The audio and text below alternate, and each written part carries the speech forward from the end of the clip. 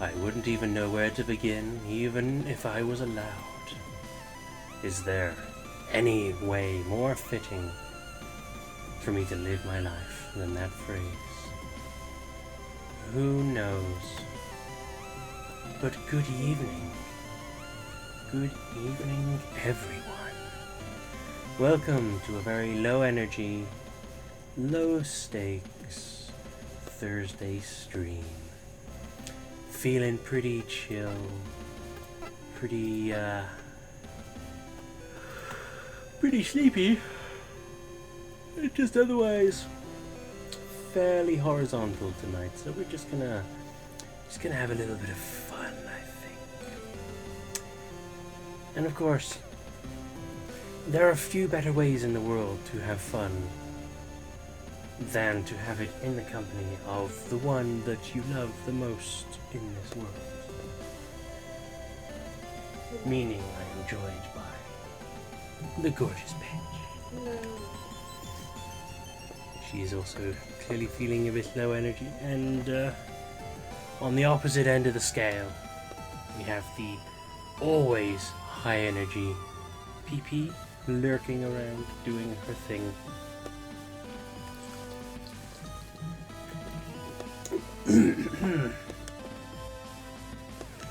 Such is the wonders of being a tiny dog, with no troubles, no cares, no worries. And we're going to take a little bit of that energy and sprinkle it over ourselves tonight. No worries, no troubles. Only cute anime nonsense, cool music, and whatever else is going to happen. So how is everyone? I hope you have been having a wonderful week so far. Since last we spoke, be that Tuesday, be that last Thursday, whatever. I hope you've been having a wonderful time. It's been pretty bog standard over here. Busy weekend, as mentioned before. Fairly vaguely present week. Who even knows? But we're back, so we're going to continue on learning more about this bizarre world. Oh, excuse me. Oh. So we do need to... And that corridor is the armory. That's correct. That's where we're going. Normally accessed to the engine on the bridge, but since you're the security officer, you've got access to your key card. I do. Do you want to move to the armory? I do. You swipe your key card to the card reader set into the terminal by the armory's door. There's a slight delay, but quickly enough, the terminal flashes a message.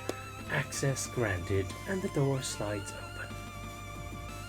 That's a lot of guns for such a small ship.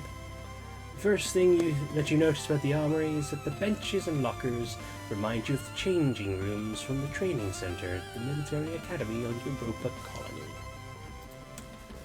As you walk past them, you take a closer look and realize that they're the exact same kind of benches used on the larger ships you've been stationed on, which had sports facilities and changing rooms on board. Instead of sports clothing and equipment, these lockers are filled with a selection of combat gear, from body armor or electroshock weapons to a variety of small and light weapons. You know, this is the first time we've ever actually been inside a ship's armory, she said with a yawn. That's not really surprising. It's the only security detail that would have access. It's only the security detail that would have access. Hello, PP. Please don't start something with the roof. Thank you. Even in a situation where a ship's expected to encounter a boarding party, it's security's responsibility to distribute weaponry to the crew in advance. It's to ensure there's no panic, or crew don't get a hold of weaponry they're not trained to use. Huh. That's standard regulation. You should know that. Well, all I remember from my firearm training was when I dropped my electroshock weapon and accidentally shocked one of the other girls from operations. Our trainer made me use a hand-cranked battery charger to recharge all the power packs as punishment. Brutal. That must have taken forever. You bet. But you should have seen my gun show afterwards. Pew pew. That is by far and away the most John joke this game has presented us with so far. Which reminds me, the captain said I was authorized to collect my sidearm. I should get it whilst I'm here. This locker contains electroshock weapons. They're non-lethal and intended to be used for crew control in case of a mutiny or violence that breaks out for some other reason. The spacesuits in here are for the ship's security detail. Oh, such a snuggly little girl. She's cuddling down with her mummy. They're a little bit more robust than the suits handed out to the rest of the crew. Oh shit.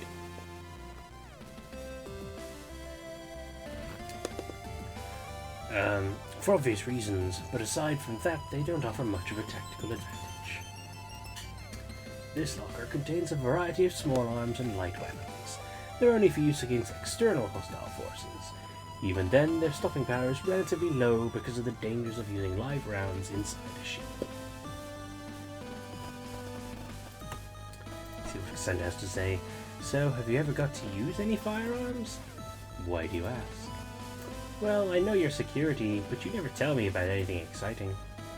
I always imagined you facing down bad guys with some scary pistol the size of my forearm saying cool lines like, "How many shots did I fire? I don't know myself, but the question is, do you feel lucky, bub?" You've been watching way too many old movies. Oh, not even once. Most of my job has been dealing with crew members who get a bit tetchy after being cooped up on a ship for too long and start fights with each other. Even then, I tend to break things up and talk them down. Most of the time, no one even ends up in the brig. You've got to have done something more exciting than that. Well, I knew you were an exciting action hero. Tell me. So this one time a pilot found out that someone on the maintenance team had been trying to hit on his girlfriend. He got so mad that he got into his armored frame and used it to corner the guy in the hangar. No way. He was threatening to turn the guy into paste, and it made a real mess of some cargo containers. Because the hangars are a low gravity zone, I was able to make a jump from the gangway to the armored frame and then overrode the cockpit access from outside. The pilot was too focused on this engineer to notice me. Whoa, a frame jack. Did you use a cool line when the cockpit opened? Pick on someone your own size or something? No way. I put 50,000 volts into the guy's shoulder the second I had a clear shot. Oh, come on, you're no fun. That sounds about right, though. Accessing a weapon locker sends an automatic alert to the bridge. Even if I wanted to examine the weaponry, I wouldn't want to set off an alarm up there without telling anyone what I was doing. This is the weapons locker with the electroshock weapons in. Authorized to take one small weapon from here as part of my role as security officer. This one will do. An electroshock gun. Very fancy looking. It even has a handy dandy arrow to show you which direction to aim it. What's that? It's just my standard issue duty weapon for my role as security officer. It fires a barbed projectile that contains a miniature battery. It's non-lethal, but more than enough to stop someone in their tracks. I see.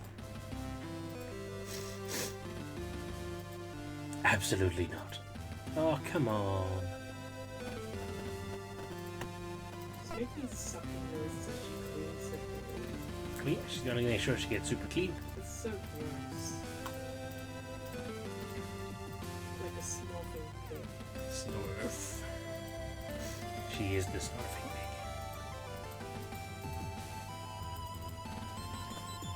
pig. Now I've got the gun. I have no more tasks, apparently. So I guess we're just going to move back out.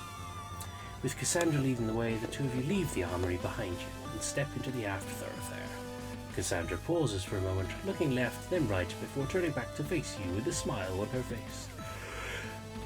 Well, that's it, NJ. Consider yourself officially acquainted with all that there is to be acquainted with on board the one and only JFS Gundog. I hope you enjoyed the tour. I did. It's probably up there in my top 5 ship orientations. Top 5? Okay, you're right. Top 3. What? Maybe a triple shift to start your time aboard the Gundog is more to your taste.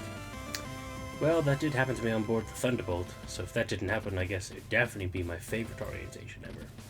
What a coincidence. It looks like your schedule's clear until tomorrow morning. Whoa.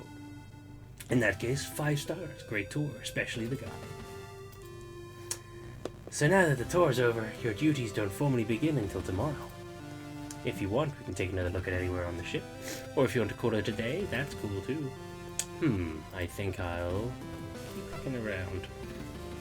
I think I'll take another look around. It's best if I'm completely up to speed on everything there is to know about the ship before I start my duties. Roger that, Lieutenant. Let's go. But when you decide that you've got everything figured out, it's probably best to head back to your quarters. You've got a big day ahead of you.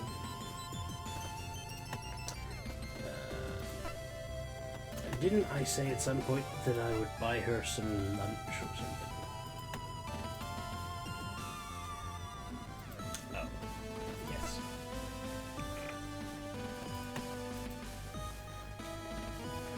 Cassie, shall we get some chips or something? Oh, and some chocolate too, and maybe soda. You're going a bit overboard, aren't you?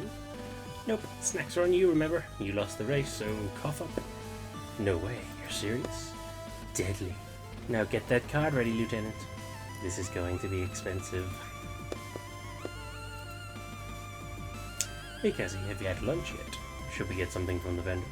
Oh sorry, I forgot about what you discussed with the doctor. No, it's fine. I guess missing out on my favorite hamburger or pineapple salad is a small price to pay for not putting up with... well, you know.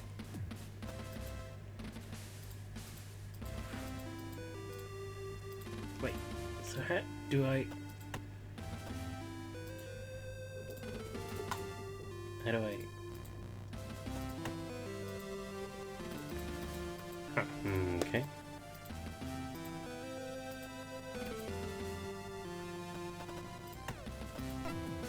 Pretty weird seeing a missile this quiet. I like it. On bigger ships, you've always got to queue for the machines, or they've run out of the best snacks before your day out of port. On a ship like this, you can get whatever you want, whenever you want. How much of a problem have you had with the snacks running out before? You don't even want to know. On the Reliant, I was operating on a preferential shift for chocolate system. It was tricky, but I did what I had to. It sounds like it breaks a ton of regulations. Regulations only get broken if you get caught. Yes, that's how it works. I don't think that's how it works. So I guess I can't. I thought we would be buying chocolate, but I guess not. It's time to go back to your quarters. So now that the tour's over, your duties don't formally begin until tomorrow. If you want, we can take another look at anywhere on the ship, or if you want to call it a day, that's cool too. I think I'll call it a day. I think that's enough for now. I should probably go over the mission logs before tomorrow and get an early night. I know the captain seems pretty relaxed, but I don't want to make a habit of late starts. So responsible. I've got the late shift tonight, so maybe I'll get a nap in too. Okay, I'll see you later then. Well, look who it is. The Kalaiki coward. You don't even need to look behind Cassandra to know who's standing at the entrance to the corridor. Although you'd recognize the mocking tone anywhere, the real giveaway is the nickname. One you'd thought you'd escaped a long time ago. Hansen Cruis, or as you knew him, Kalaiki 3. Of the members of the Kalaiki squadron who'd taken part in the battle, he'd been the only one to return. Even then, that had been after the ceasefire had been signed, a full 13 hours after he'd launched. From what you'd heard from other crew members, he'd survived by playing a game of cat and mouse with the enemy forces in a debris field. By shutting down the majority of his systems and hiding amongst the wreckage, he'd been able to launch surprise attacks, taking down his pursuers one by one. When he came back to the Kalaiki and saw your armored frame still suspended from its restraints, he had instantly blamed you for the squad being wiped out. If you'd taken off when you were supposed to, he argued, the squadron would have been at full strength, enough to survive the surprise attack. No amount of technical data or arguing that it had been physically impossible for you to launch would change his mind. The destruction of the Kalaiki squadron was in your hands. The worst bit was that you weren't entirely sure he was wrong. What's up, Lieutenant NJ? You're not thinking of finishing your first day without meeting an old friend, right? When Haru came and told me that some lieutenant called NJ Finch was our new security officer, I had to come and take a look. No way it could be that wimp from back on Kalaiki. They'd had to have been dishonorably discharged for dereliction of duty.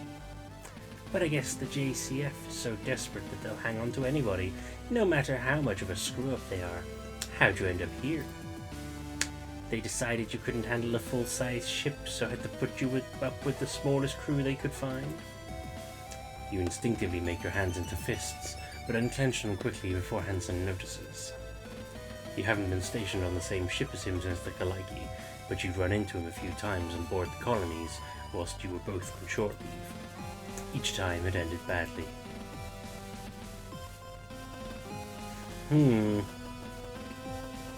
Tell Hansen to stand down. You almost lash out at Hansen, but stop yourself before you do. The two of you are on this ship together, whether you like it or not, and the last thing you want to is let him know that you can get a rise out of you so easily.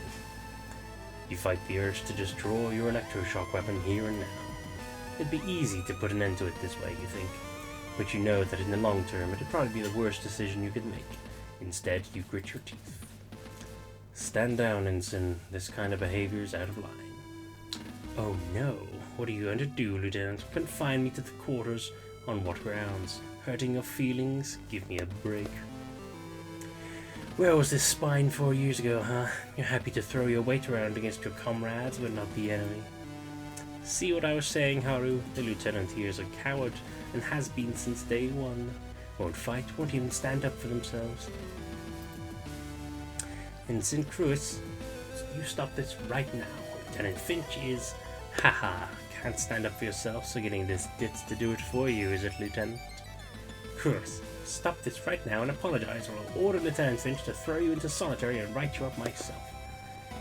You're welcome to try, Lieutenant Commander, but I don't think that your security officer's got it in them to even try. You think you can take me on, Finch?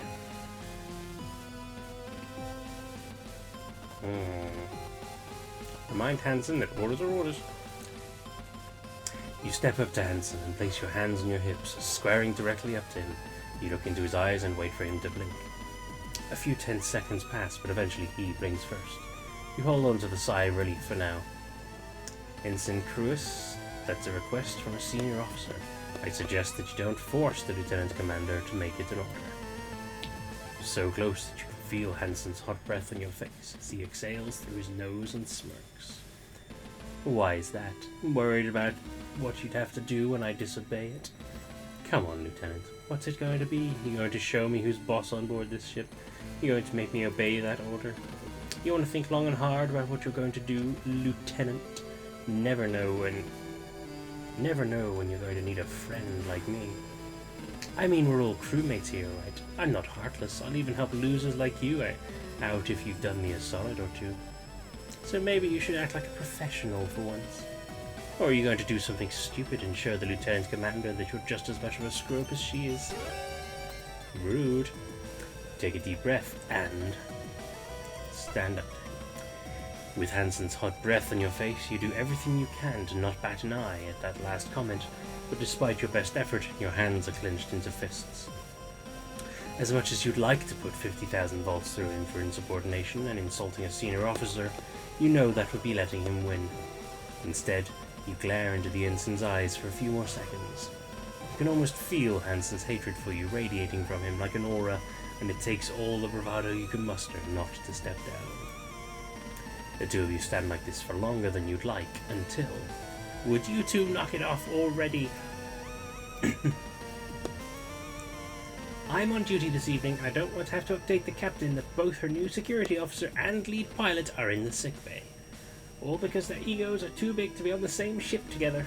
So both of you stand down, and that's an order. Both you and Hansen are taken aback for a moment, like two school children who've been caught in a playground squabble. You turn from Cassie to Hansen and back, trying to come up with something to say. Similarly, Hansen's air of machismo has been dented by this surprise outburst. No, I don't want to hear it from either of you. You're both in the JCF, so maybe you should start acting like it.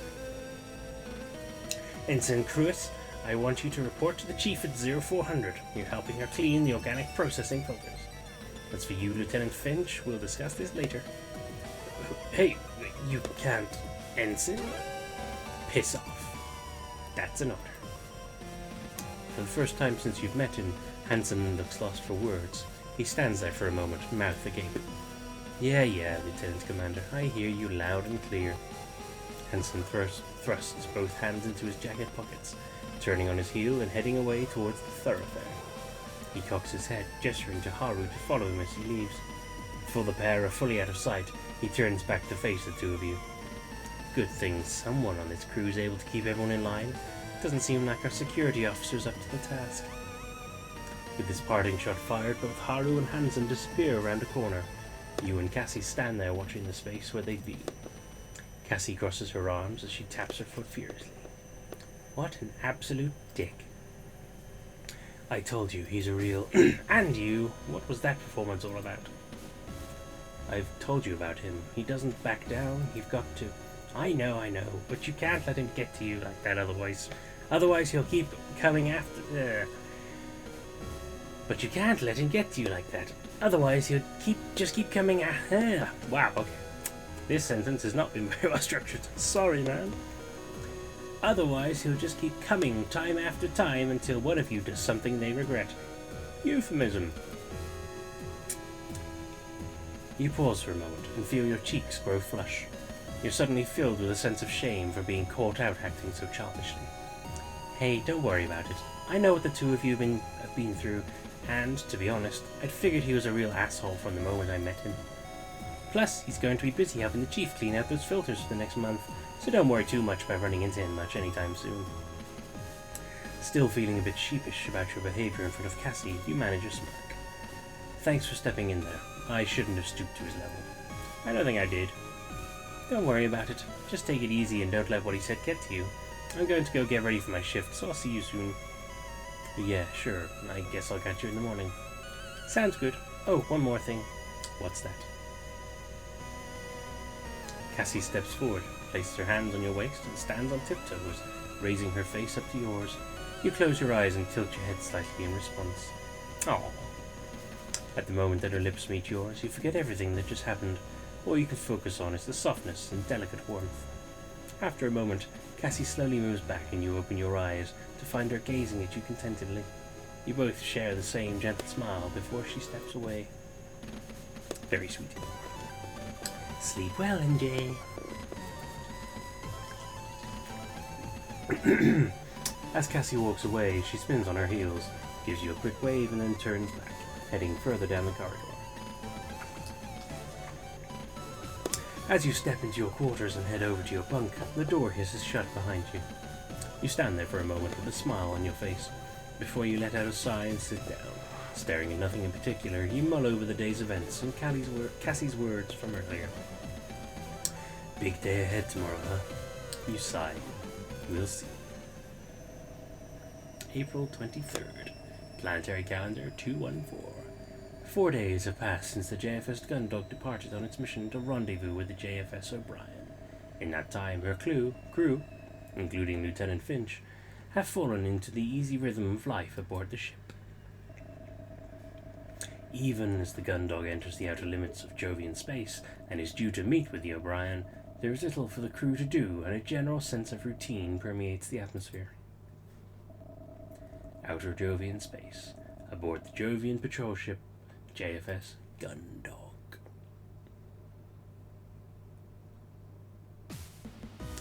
You're just finishing the last of your coffee as a shrill series of electronic pips begin sounding from your wristwatch.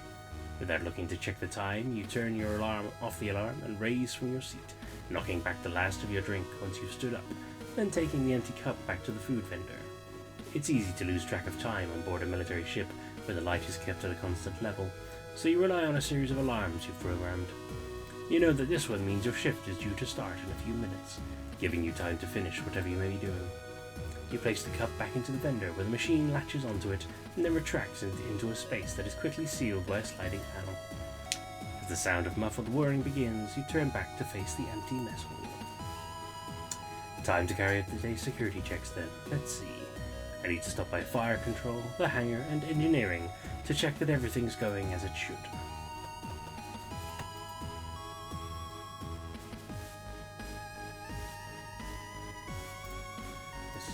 Same as I said before, so robotic shift, we got the generous fancy vending machine.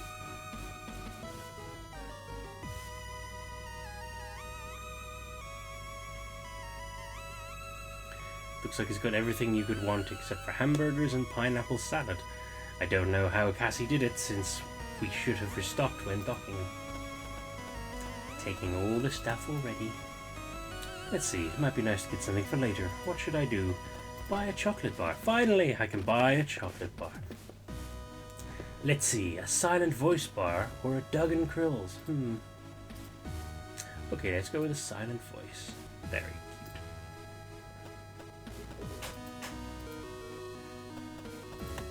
There it is. A bar of chocolate. A bar of aerated milk chocolate. Very funny. Sorry? It's an arrow. Yeah, great on its own or dunked in a hot drink. It's also one of the favourites of a particular head of operations. Hey. Head of operations. I thought it was Miranda. Head of operations. Okay, yeah, head of operations. Head of mine. Huh.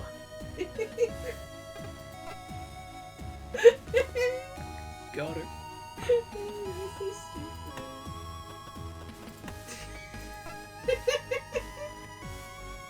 Yes. That's so dumb. Why do you say these things? You like it. No. Yep. It made you all happy inside and a little bit tingly. Yeah. Exactly. That's why I'm marrying you, fool. I know. Because I make you tingly. We're getting married in 3 months. Yeah, Jesus, Holy 3 months shit. already. Holy shit. Like, I didn't March. realize it was 3 months until my gran told me when she called me the other day. It's like, yeah, so it's 3 months till you're getting married, so like you need to start thinking about your wedding dress. I was like, wait, what? I thought it was 5 months, not that long ago. It was 2 Yeah. months ago. Yeah, but I don't know where that has gone. Yeah. Alright, the hangar. Let's see. Although you take the first few stairs normally, by the time you reach the hangar entrance, you're skipping almost every step. Gliding through the door into the catwalk, you grab the railing and heave yourself over it. As you continue to float lazily through the wide open space of the hangar, you start your visual checks. Walkways clear, access point marked. Munitions stowed, all the equipment and supplies seem to be where they should be. You casually shift your weight to one side of your body, causing you to begin spinning slowly. As you rotate, the glare from the hangar light reflects off an armored-framed camera lens, almost as if it's watching you. Quickly dismissing the thought, you turn your attention back to your duties. Eventually, you arrive at the other end of the hangar, where you plant your feet on the thick steel door of the main door. Thick steel on the main door. You didn't hear that. From this angle, you take in everything that you have missed, including Dalton, who you can see is amongst storage units, his attention fixed intently on a collection of parts in front of him. Cadet Dalton, attention. Hello, John. Mark II. The junior engineer suddenly snaps to attention the second he hears your call, inadvertently launching the pair of pliers he was holding into the open space of the hangar. Without gravity to stop them, they continue to sail through the air. At ease, Cadet. You time your launch from the door exactly to allow yourself to grab the flyers as you float over the startled Cadet. I believe these are yours, Cadet. Sir, thank you. I didn't realize you were... Relax, Dalton, I'm just doing my rounds. I'm not here to check up on you. Oh, okay, cool, yeah. Is there anything I can help you with? Just the usual. Everything okay in here? You haven't noticed any mechanical failures? Everything working how it should? Any suspicious activity? Nothing to report, sir. I've just been working on my project. Ever since Lieutenant Commander Quinn assigned Ensign Cruis to the filter cleaning, it's given me a bit of extra time to finish things up. Oh yeah? That's your high-density foam that sets rock hard, right? How's it going? That's right, it's good. It's good. I'm hoping to get the chance to test it soon. These containers are full of the compound. I'm just about to try transferring it into some empty training rounds, you know? The ones normally filled with paint. The ones that the armoured frame pilots use in practice combat to show when they fit each other. The compound's stored under pressure where it remains in liquid. When removed from that pressure, it expands quickly, and with the rapid expansion, it sets. If I've got this right, then we can test it by firing the practice rounds at dummy targets. When the casing is destroyed, the compound should activate. Good news. Well, if there's nothing I need to know, I'll head out. Let me know if you see anything out of place. Yes, sir, I will. Although, I was wondering, what's up, Cadet? It's nothing, don't worry about it. If you're sure, Cadet. Dalton, what were... Yeah! Slow down, Cadet, it's me. Oh, sorry, sir. I didn't realize you were still there.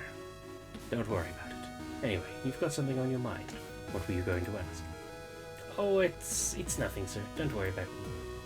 Come on, Dalton. It's not exactly like I'm rushed off my feet doing the security rounds. What's up? Well, if you're sure. The chief sent a message that she wants me to head over to engineer and carry out a job, but I'm right at a critical part of the process to decant the compound into the training rounds. If I stop now, I have to stow all my equipment, so I'll be late anyway, and then I won't have any time, and then it'll be... Okay, slow down. What do you need me to do? Oh, sorry, I just need a bit more time. Chief's got something they want me to do, but if I stop now, I don't know when I'll get another chance. Is there any way you could cover for me? I'm going to help them. Say no more, I'll take care of it. You will? I mean, are you sure, sir? Don't even worry about it. If it's something I can help with, then I'll lend a hand.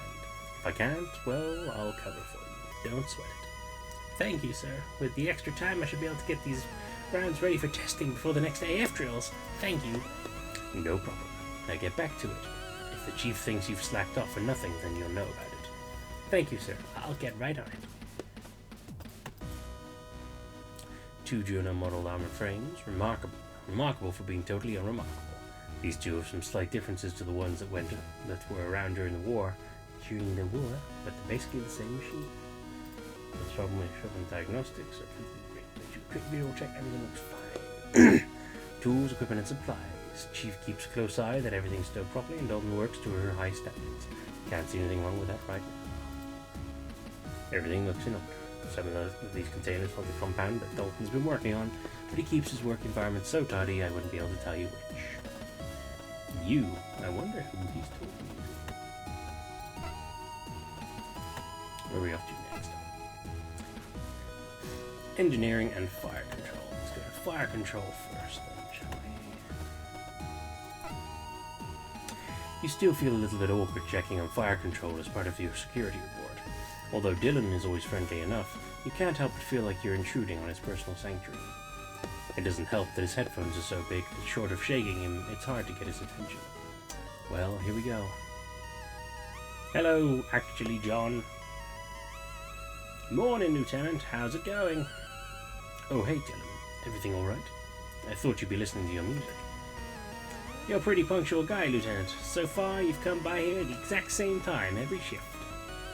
All I had to do was find which albums would last until just before you got here, and now I don't need to be interrupted mid-jab.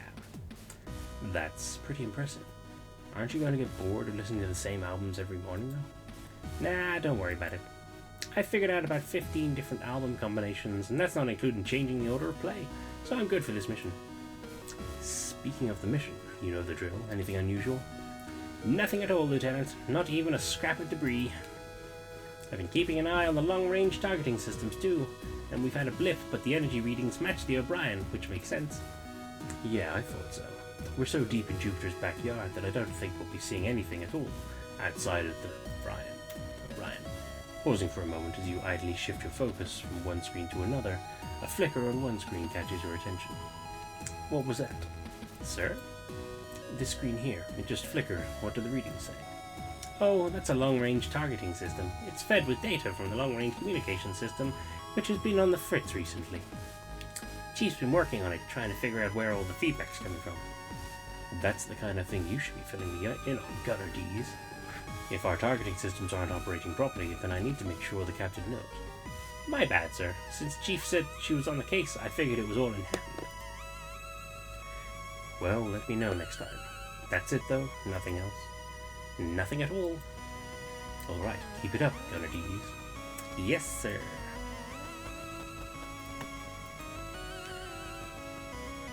All the other monitors look like they're working fine. I'll have to ask the Chief about the long-range communication system. Same thing again. The targeting system is guided by these rollable inputs. I didn't notice it at first time round, but it looks like someone's placed one of them with an 8-ball. Very fancy. Let's see what Dylan has to say. What's going on, Lieutenant? I listened to that Trish and the Replicants album you lent me the other day. It was pretty good. Very funny. Oh hey, nice. If you're into that, I've got a few other albums I can lend you. Ever heard of Firebombing? I was wondering if you had something a bit less rock. What were you thinking? Well, I really like the Lynn Minnie May song that they were always playing back on Europa before I left. Do you have anything like that? Lynn Minnie May? That overproduced twee stuff? Gas. Come on, sir. Next you'll be telling me you want to listen to a whole album of Princess Maria ballads or something. Silence. Silence. I mean... No way, sir. Come on. You're listening to Firebombing next and that's it. Alright. Okay. Leave the tape with me next time you pass by my quarters. Princess Maria? Who could have tasted music like that? I'm gonna guess me. Princess Maria sounds like it'd be my kind of thing. So fuck you, John. How dare you? Where else we gotta go? Been to mess hall, been to fire control. Check crew quarters too, see if there's anything interesting here. Vanessa's quarters. I can imagine it's immaculate in there. She doesn't seem like the kind of person who's good at relaxing. Cassie's quarters. No comment. The Chief's quarters. Pretty sure I've caught her catching a power nap when she was inspecting a maintenance crawl space. It wouldn't surprise me if she slept in an access tunnel. Dr. Rosarium's quarters. I've never seen him outside of sickbay, now that I think about it. Can I sneak into Cassandra's quarters? Let's see. She said her password was our anniversary, which is the 2nd of November. So that'll be 0211. You punch in the 4-digit passcode and the terminal flashes the text, access granted, whilst the door slides open. You step into Cassie's quarters, being careful not to trip on any errant clothing. Surprise! You announce to an empty room. I didn't think Cassie was on duty right now. Cassie's bed, once again also serving as wardrobe. Putting the clothes that she throws off at night back on top in the morning is probably the closest she gets to tidying up. Staying closed against door locks. With the amount of stuff Cassie's jammed in there, it's a miracle that she got it closed at all. Considering how much stuff Cassie has balanced on this terminal, I wouldn't be surprised if she does everything that she needs to in the airlock terminal or something. Anything else? Anything of any interest? Nope.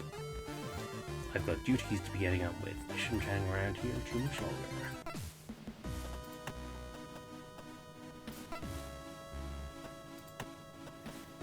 Check out crew quarters again. Dalton's quarters. The chief keeps him so busy, I bet he wishes he had more time to actually spend in there. Dylan's quarters. I wonder how many cassettes he's got stashed away in there. Haru's quarters. I still can't get a proper read on them. Hanson's quarters. I've been lucky not to run into him since the other day. Good to know some people never change. My quarters. My bunk. Taken me a few nights, but I'm beginning to get used to it. My storage unit. Just clothing and uniform in there. I should probably do some laundry soon. My personal terminal, although I can access my available information from any terminal on the ship, really. There's not a lot for me to do here. I should probably get on with my duties. It's always good to check.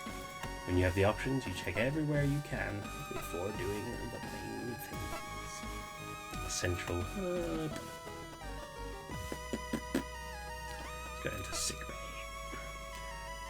Lieutenant Finch. Can I help you? No thank you, Doctor. I'm just stopping by. For what purpose? If I can't help you, then I would have to assume you're here for some other alternative purpose. Did you intend to make small talk? No, I didn't really come here to pick up more nutritional shakes for Miss Quinn. No. On the captain's orders?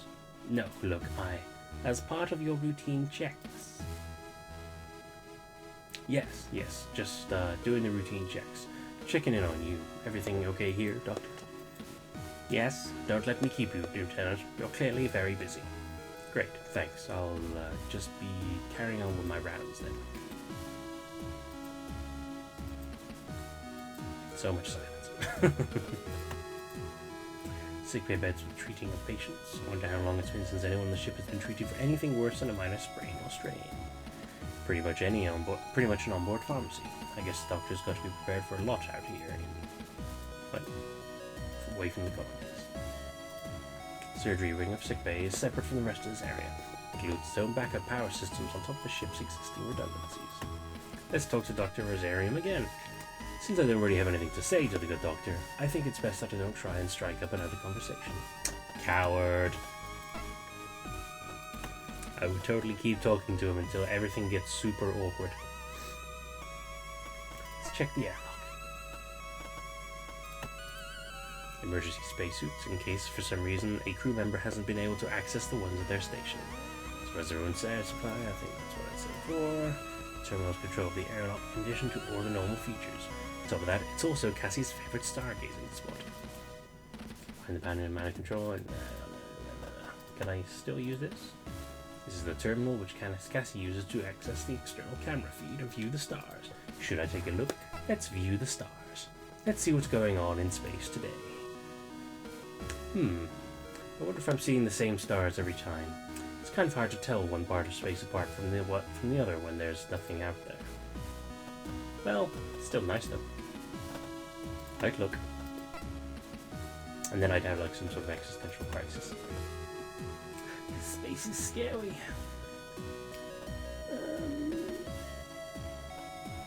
Rich. Still got to check out engineering. I'll go to report the captain once I've completed my duties.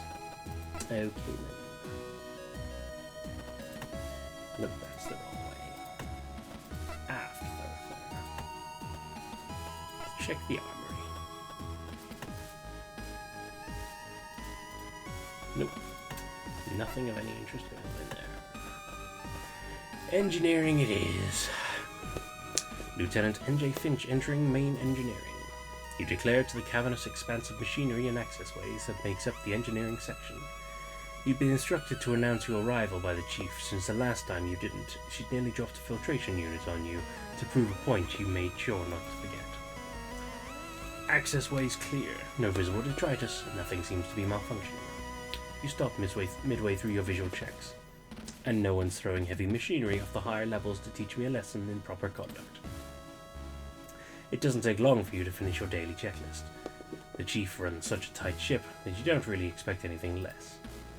Now that you think about it though, she hasn't given you your daily grilling about how insulting it is that you think these daily checks are necessary in the first place. Chief, you here? Up here, Lieutenant. Chief, are you around? Damn it, Lieutenant, I'm up here. That's weird. It's not like the chief to be it's not like the chief to not be at her assigned duty station. I'll have to tell the captain. Damn it, Lieutenant, I'm up here. Look up, you idiot. Looking up, you see the chief engineer leaning dangerously across the safety rail of a walkway a few levels above you. Behind her is a massive cabling that's pouring out of an open panel above her. Oh, Chief, good morning. Good morning yourself. I've been calling back to you this whole time. You've got to clean out your ears or something? Sorry, Chief. It's pretty loud in here. Nothing in here's running above a safe decibel limit, and if you tell me otherwise, I'll come down there and recalibrate your ears. You quickly mentally calculate the time it would take for her to get down to where you are, and the time you'd need to get out of engineering. Although you fancy your chances, you wouldn't bet money or your ears on it. Must be me then. Anyway, I'm just filling out the daily report, Chief. What's going on up there? Ugh. One of those clowns at the colony dock took part in the maintenance process. One of those clowns at the colony dock who took part in the maintenance process must have done something stupid to the long-range communication system. For the past 12 hours, we've been picking up huge amounts of feedback. They must have made a bad connection, but I can't find it in all this shoddy wiring. Huh, that must be the system that Dylan was talking about. Are you sure there's nothing out there that could be sending a signal? A broadcast from O'Brien? One of our reconnaissance satellites? No chance. This feedback is way too intense. Even a standard broadcast shouldn't produce this much noise. Unless maybe they calibrated the long-range system on the shortwave bands. In that case, the sensitivity would be off, so it would... Chief. Huh? Oh yeah, like I was saying, there's nothing around here that should be kicking out a signal with this kind of capacity. It's like it's picking up something with an amplitude and frequency 10 times higher than our standard equipment. Which could be the result of a processor loop. Maybe I should check out the initial conversion driver next. Okay, well in that case, Chief, I'm going to let the captain know, okay? Huh? I'll put that in my report for the captain, alright?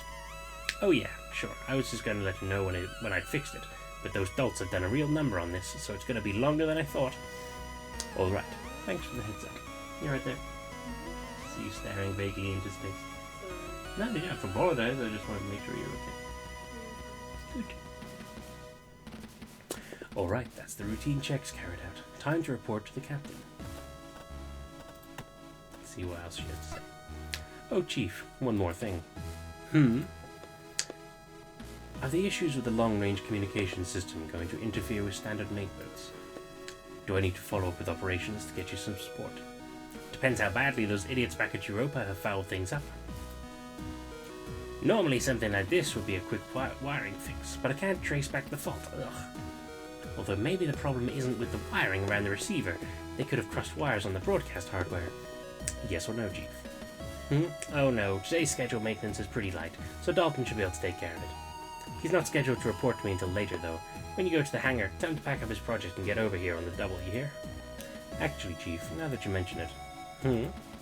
Dalton said he's a little busy with this project at the moment, and that stopping would throw the whole thing off. So I said I'd cover for some maintenance tasks. Oh, he did, huh? Yes, Chief. And you said you'd cover? Yes, Chief. That's right. As the silence between you and the Chief drags on, you begin to regret offering to do Dalton a favor. Now that you think about it, what exactly do you know about maintenance? Not only is the Chief going to give Dalton grief for passing off his workload, you're going to get it in the neck for... Well, if he says he's at an important stage of his work, I'm not going to drag him away. Kid's been slaving over that project night and day. Got to admire his love for the craft. You let yourself relax. Thankfully, it looks like the Chief's got something of a soft side after all. I'll be able to pick things up here, but I've got one of his jobs that you can do for me. What do you need? The Chief turns away from you and squats down, rummaging among inner tool pack for something. The batteries in the emergency spacesuit radio packs in the airlock are due for replacement. Take these and switch them out for the old ones, okay? She casually tosses 2 battery packs towards you, which you just about catch, surprised by their heft. You got the charged batteries. Roger that, Chief. Once you've got the old ones, bring them back here and plug them into the power distribution module. After that, you're free to go. Swap out the batteries in the emergency spacesuits in the airlock, and then bring the old ones back here to recharge. Simple. It is. Very simple. Let's do that. I'd never noticed that before. Oh, that's the central computer door. The central computer room. The mainframe for all the ship's terminals is in there, but it can only be accessed with authority from the captain. How did I not notice that entire section before? Weird. There's another one over there. That's the engine. Interesting. Through that door is the ship's engine and lots of headache, inducing explanations about distortion drives and fields and... Ugh. Now we're gonna go further. Central, and then airlock. These are the spacesuits the Chief was talking about. They're here in case the crew members never try to... supposed to swap out the batteries with the radio packs. Alright, let's see. Chief said it was the batteries in the suit radios that needed changing. Firmly grabbing the locking mechanism's handle on the suit's container, he twisted 90 degrees clockwise and then pulled. The door offers more resistance than you'd expect, but once fully opened, it remains in place. Reaching inside the container, you hold your left hand against the suit's rigid breast panel and grab the large black block of plastic that protrudes from the panel's left side. With a tug, the block pulls away, trailing a curling cable that keeps it connected to the suit. As you pull it away from the suit, you flip the radio over to examine it. The bottom half of the device consists of a pistol grip with a secondary microphone and speaker, which allow it to be used separately from the suit, and your thumb rests comfortably on the push-to-talk button. The top half of the unit's underside has a backlit LCD screen, showing the current frequency it's tuned to and battery level. Below the screen sit a few ambiguous buttons. To its side is a dial for tuning and a power switch. Whilst this unit holds the main workings of the radio's receiver and transceiver, the wire that still anchors it to the suit connects it to the small microphone and speaker inside the helmet. Flipping the whole unit around to look at its underside, you see a small latch set into the recess, which you pull down with your thumb, releasing the cover and letting the old battery slide into your palm. Old battery out. You murmur to yourself as you take it into your spare hand before sliding it into the opposite pocket for the fresh backup batteries. Got the depleted batteries. And now it's time for the new batteries. Charge batteries. New battery in. With the battery replaced, you attach the compartment cover, which snaps back into place. Once you set the radio into its mount on the suit's breast panel, you step back, close the suit's container door, and twist the lock mechanism 90 degrees counterclockwise.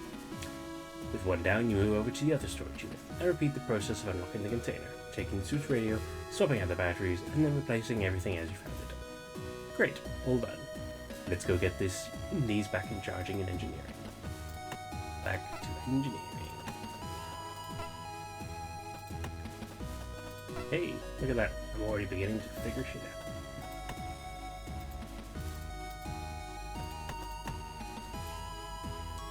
It's part of the life support system that analyzes conditions throughout the ship and adjusted the output support. Chief gave me a whole lecture about it yesterday. Power distribution model. This device sends energy from the engines out to the rest of the ship. It's also got parts for charging battery packs. I should probably finish the job. Alright, here we go. You take each battery that you've removed from the suit's radio and place them in the charging ports on the side of the power distribution module. It's called a charger. They slide in and lock it in place with a satisfying clunk, and a red light above the port lights up with an amber glow. A red light with an amber glow. Interesting. Great, a job well done. I got a trophy for that. I feel special. Talk to Dalton. Oh, how do I leave? There we go. Aft thoroughfare. Central hub. Foresight thoroughfare. Hangar. Talk Dalton. As you re-enter the hangar and pause for a moment by the railings, you can see Dalton in the center of the area next to a wide-open container.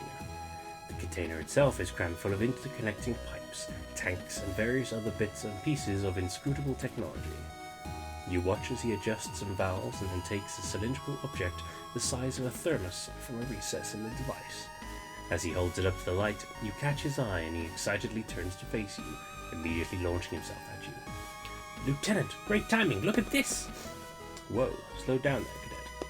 You grab a hold of him by his sleeve to stop him from sailing past you and into the wall by the entrance. Bracing yourself on the railing, you counteract his momentum and bring him back down onto the catwalk. Good news? Great news, check this out! Dalton proudly presents the object you've been inspecting earlier. Although at first glance it looks like a standard 40mm round from one of the Juno's machine guns, the plastic casing gives it away as a training round that would typically be filled with paint. This feels a lot heavier than normal though, suggesting different contents. Oh hey, good job, you did it, huh? That's right, I've got the pressure right and figured out the volume of the sealant for each round. I even managed to get the training rounds to seal properly afterwards, so there's no risk of spillage. A round like this should be able to immobilize any joint on an armored frame with ease. That's great to hear, Cadet. Well done. Thank you, sir. I couldn't have got it done so quickly without your help.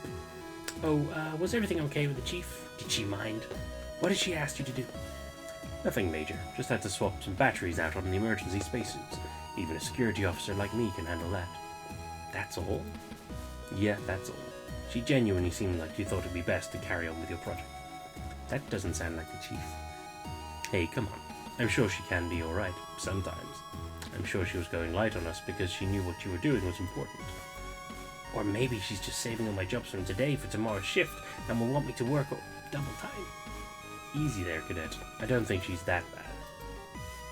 Maybe. Don't sweat it, Dalton. I'm sure you'll be fine. You did well today, anyway. Now finish up producing all the rounds you'll need for testing, and then get this hangar shipshape. You know the chief likes it clear.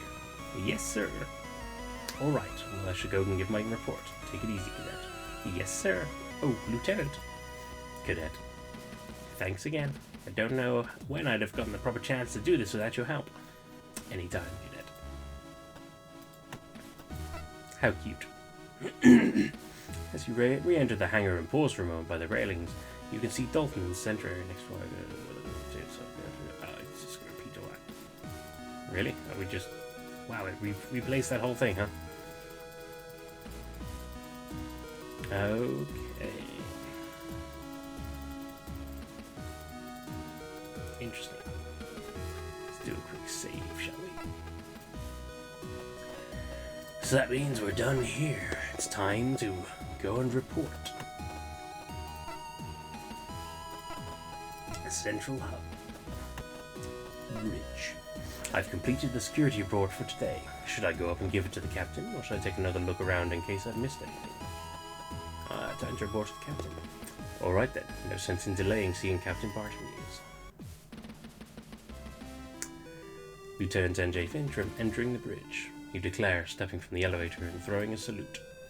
Looking around the room, you see Vanessa, who remains focused at her station, not paying you the slightest bit of attention, and Cassie, who stands from her station and comes over to you, a wide smile on her face.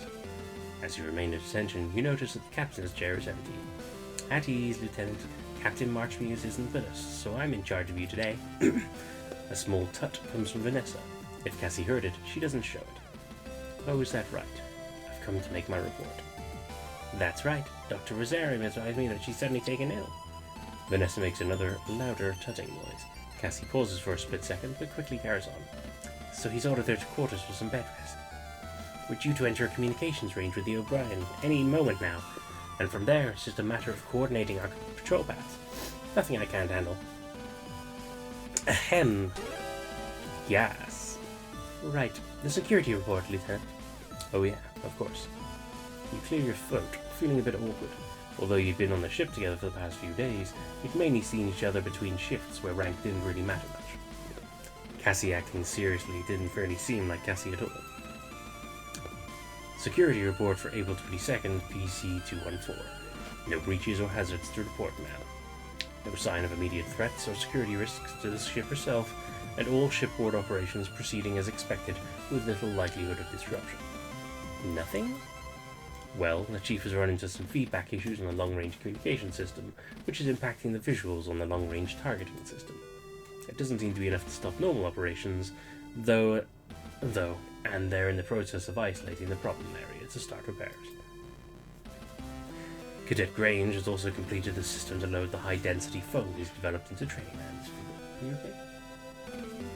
Was it? Oh, I'm sorry. You had the thing right?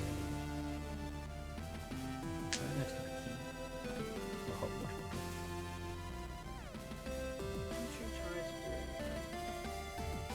That's why there's hot water bottle. Get the monkey. Put him up, wrap it around.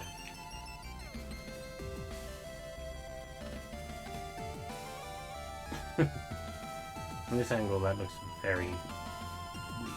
It always sounds gross because it's like a flapping sound because of her mouth is like a gel, so it just sounds worse. That's what Bina was just doing, but her face was obscured by a blanket, so it kind of looked a bit questionable. Starts with W, ends in Q. Wait. Waiting. You mean wank? That ends in a K. I mean, you screaming, I didn't know what was appropriate. I'm sure the word wank is fine. And we were implying that it looked like the dog was wanking under a blanket, so...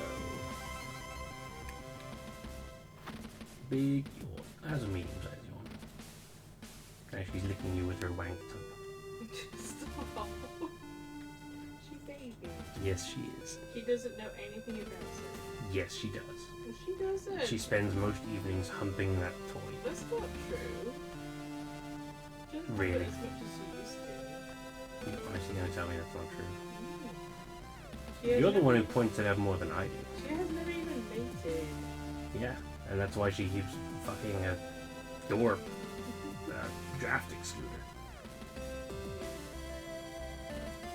that is in the shape of a dachshund, so we're gonna have to keep an eye on that. Honestly, it's funny because we saw that in the Memphis subreddit where someone else had one. Yeah, That was also involved. it's one of those dog-shaped draft excluders. Yeah, it's very long. But if she starts looking at dachshunds and thinks that's a humping toy, we're gonna want to keep an eye on it. Originally, I convinced Nathan to get it because I wanted Blue to play with it. That was back when I lived with him and his mum. That was before then. Oh, was it? Yeah. Oh yeah, because we went shopping in Tesco or something. I was like, yeah, get it for Blue, he'll love it. And then we brought it home for him. He sniffed at it and then just walked away and ignored it the whole time. He doesn't really care too much about toys most of the time. So then when we Especially moved when in they're here- like 3 times bigger than he is. So we took it with us when we moved in here, and then Peanut and Blue would come over for visits, and she would be interested, but she was just a baby then, so she didn't hump it. But then when she became our dog, like I gave it to her, expecting her to just rag it and stuff, and then she starts fucking it. And it's like, it's not what I intended for it, Peanut. It's a very bizarre thing to see, Yeah. especially with the ferocity with which she does it. And she also like flops out her tongue while she also does it, which is creepy. That, or she bites the back of its neck. Yeah, usually she'll just like pin it and then bite the back of its head or its neck and then just like shove it to the ground. As See? if she absolutely knows. Anyone who wants to argue that sex is not instinctual just needs to look at our dog for you. Yeah. This is a beast that has never had sex, does not have reproductive organs, and will never have sex. Yeah. Like she got like And is female, obviously. yeah, she got her like bits taken out like what was it, like 6 months or something. I don't remember. She was a few months old obviously and she didn't even have her first like cycle or anything, so it's not as if she knows what it's even like. But somehow she's like picked it up and like we just don't understand what she would even get out of humping it. It's just an instinct for her. She just does it because she thinks she should. Yeah. It's weird. Anyone who happens to know more about dogs, maybe they might be able to explain it to us. Because again, it's not even like she's been around other dogs that have been like sexual around her. I mean, apparently, I googled it, apparently it's just like a boredom thing, or sometimes just like a stress reliever.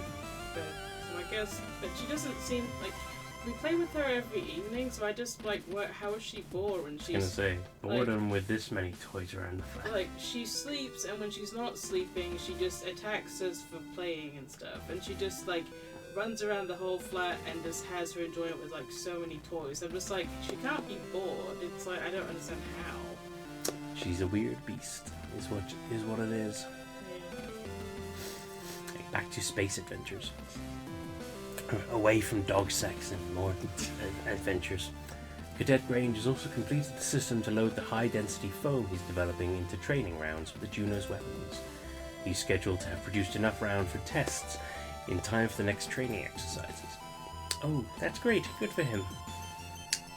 But that's about it. Business as usual. Here's my written report. You reach into your jacket pocket and take hold of the written copy of your morning report, as well as the completed checklist. At the same time, you subtly shift the chocolate bar underneath the pad of paper and, holding onto both, pull them out to present them to Cassie, the silent voice obscured by the documents. Thank you, Lieutenant. I'll... Taking both off you, Cassie quickly realizes there's something in addition to the report and spots the chocolate bar underneath. Cass! Well, Lieutenant Finch, it looks like you're continuing to perform above and beyond. Tell me though, do you have any experience with the standard communications array? You pause for a moment, unsure at what Cassie is getting at. Everyone in the JCF has at least rudimentary knowledge of how to work a ship's communications array. Yes, ma'am. I've had the necessary training to operate the comm system aboard any JCF vessel. Great. Since Captain Bartlemews is ill, Vanessa and I are both pulling double shifts to make sure there's cover on the bridge. It'll just be me on the night shift tonight. You won't mind helping me out by manning some positions? Suspicious. Ahem.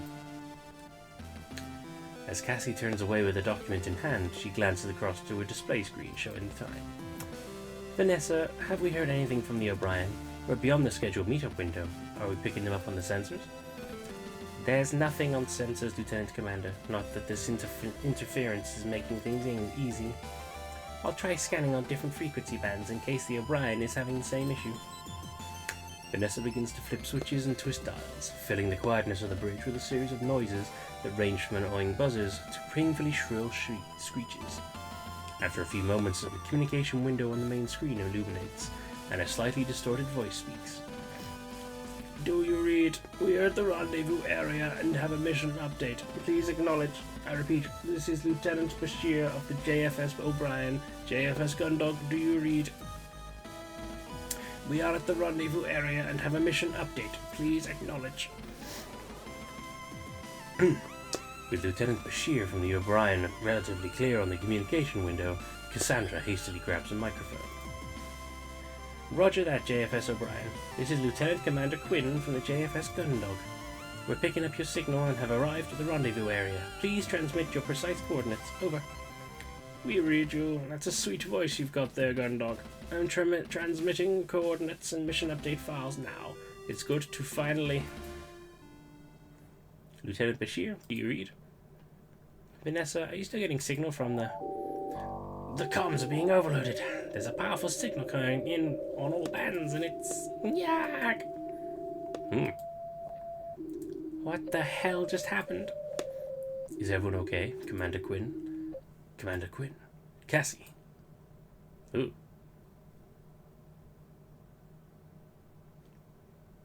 Did not expect to see her legs. Even before your eyes adjust to the minimal lighting of the bridge, you kneel down and reach out into the darkness, trying to find where Cassie has collapsed on the deck. You search blindly for a few seconds until your hand meets her shoulder, and you move towards her. Cassie. Hey, Cassie. Say something. Cassie. Hang in there, Cassie. Lieutenant Lord, call sickbay and get the doctor up here right now. I can't. Why not? The ship's entire system has been knocked offline, even the emergency backup systems. It's all offline. We don't have time for this. Get it back online. You rise quickly and dash over to the elevator, slamming your hand into the call button. I'm going to take Cassie down to the sickbay. You can... Aside from your voice, the whole room remains totally silent. Most conspicuously absent, though, is the whirring of the elevator that would take you directly to sickbay. You rapidly press the call button in frustration. Idiot! What part of offline do you not understand? Quinn's not going anywhere until at least the backup systems are online. But that can't be done from the bridge. What do you mean? How do we get them back online? It's an emergency failsafe. If there's a critical failure with the central computer and it can't function properly, then the entire ship will be shut down. Then it enters a lockdown mode until it can be rebooted. All areas are sealed in case the shutdown is a result of enemy action. The main computer in engineering needs to be physically rebooted to restore any sort of access. Of course, since this is a security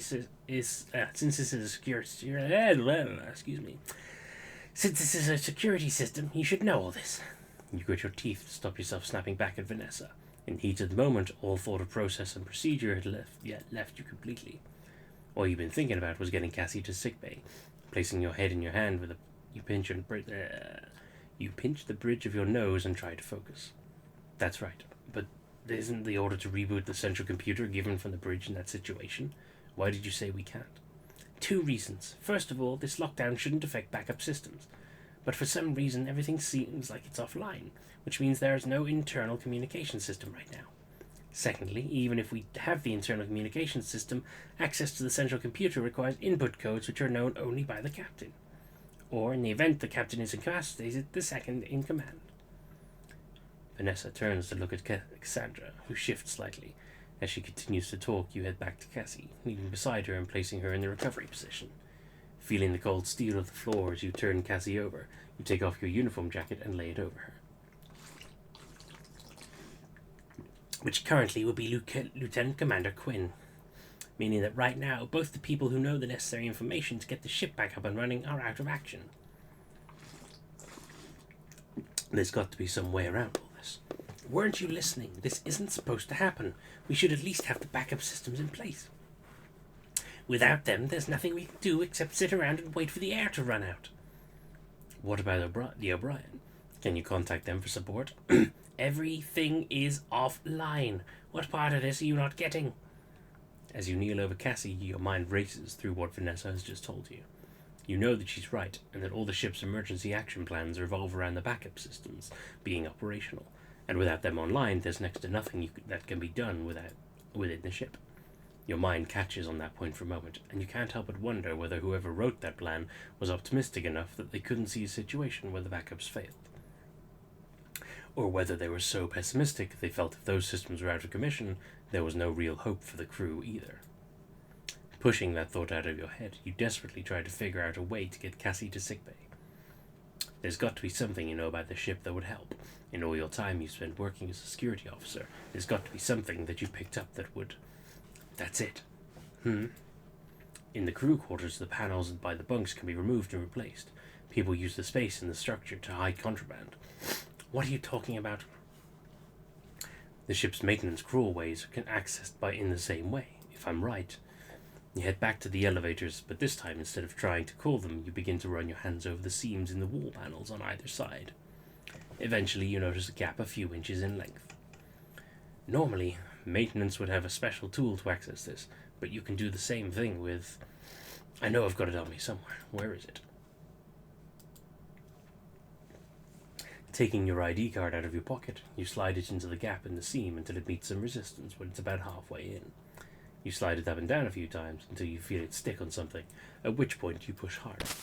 Suddenly you hear the sound of multiple catches disengaging, and the panel falls towards you. Taking the wall panel in both hands, you place it to the side where it used to be attached.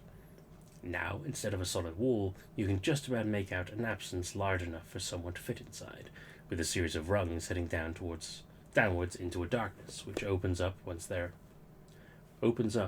pass by where the elevator currently sits. How did you know how to do this? This is one of the first tricks you learn as a security officer. Ship crews get very creative with where they stash things. With these panels, it makes sense that the maintenance crawlways are accessed in a similar way. Well, great. Now you can crawl around the walls in the dark. Very helpful. You grit your teeth and breathe. You hadn't talked to Vanessa much since you first met, but you were now beginning to understand why she always ate alone in the mess hall. If I can get in up here, it means that I can get out down there in the central hub. From there, I can see if I can get the emergency input codes from the captain and make contact with the chief in engineering. Do you really think you can solve this by clambering around inside the walls? Even if you can make it to the central hub, the rest of the ship will... Lieutenant Lord, would you... Please keep your opinion to yourself. Thank you, Lieutenant Lord. You snap back, barely suppressing your anger at her constant pessimism. But right now I don't see any other options except for this one, and for all we know, we're the only people in the entire ship who might be able to do something. I'm not about to sit around and let everyone down. Not this time.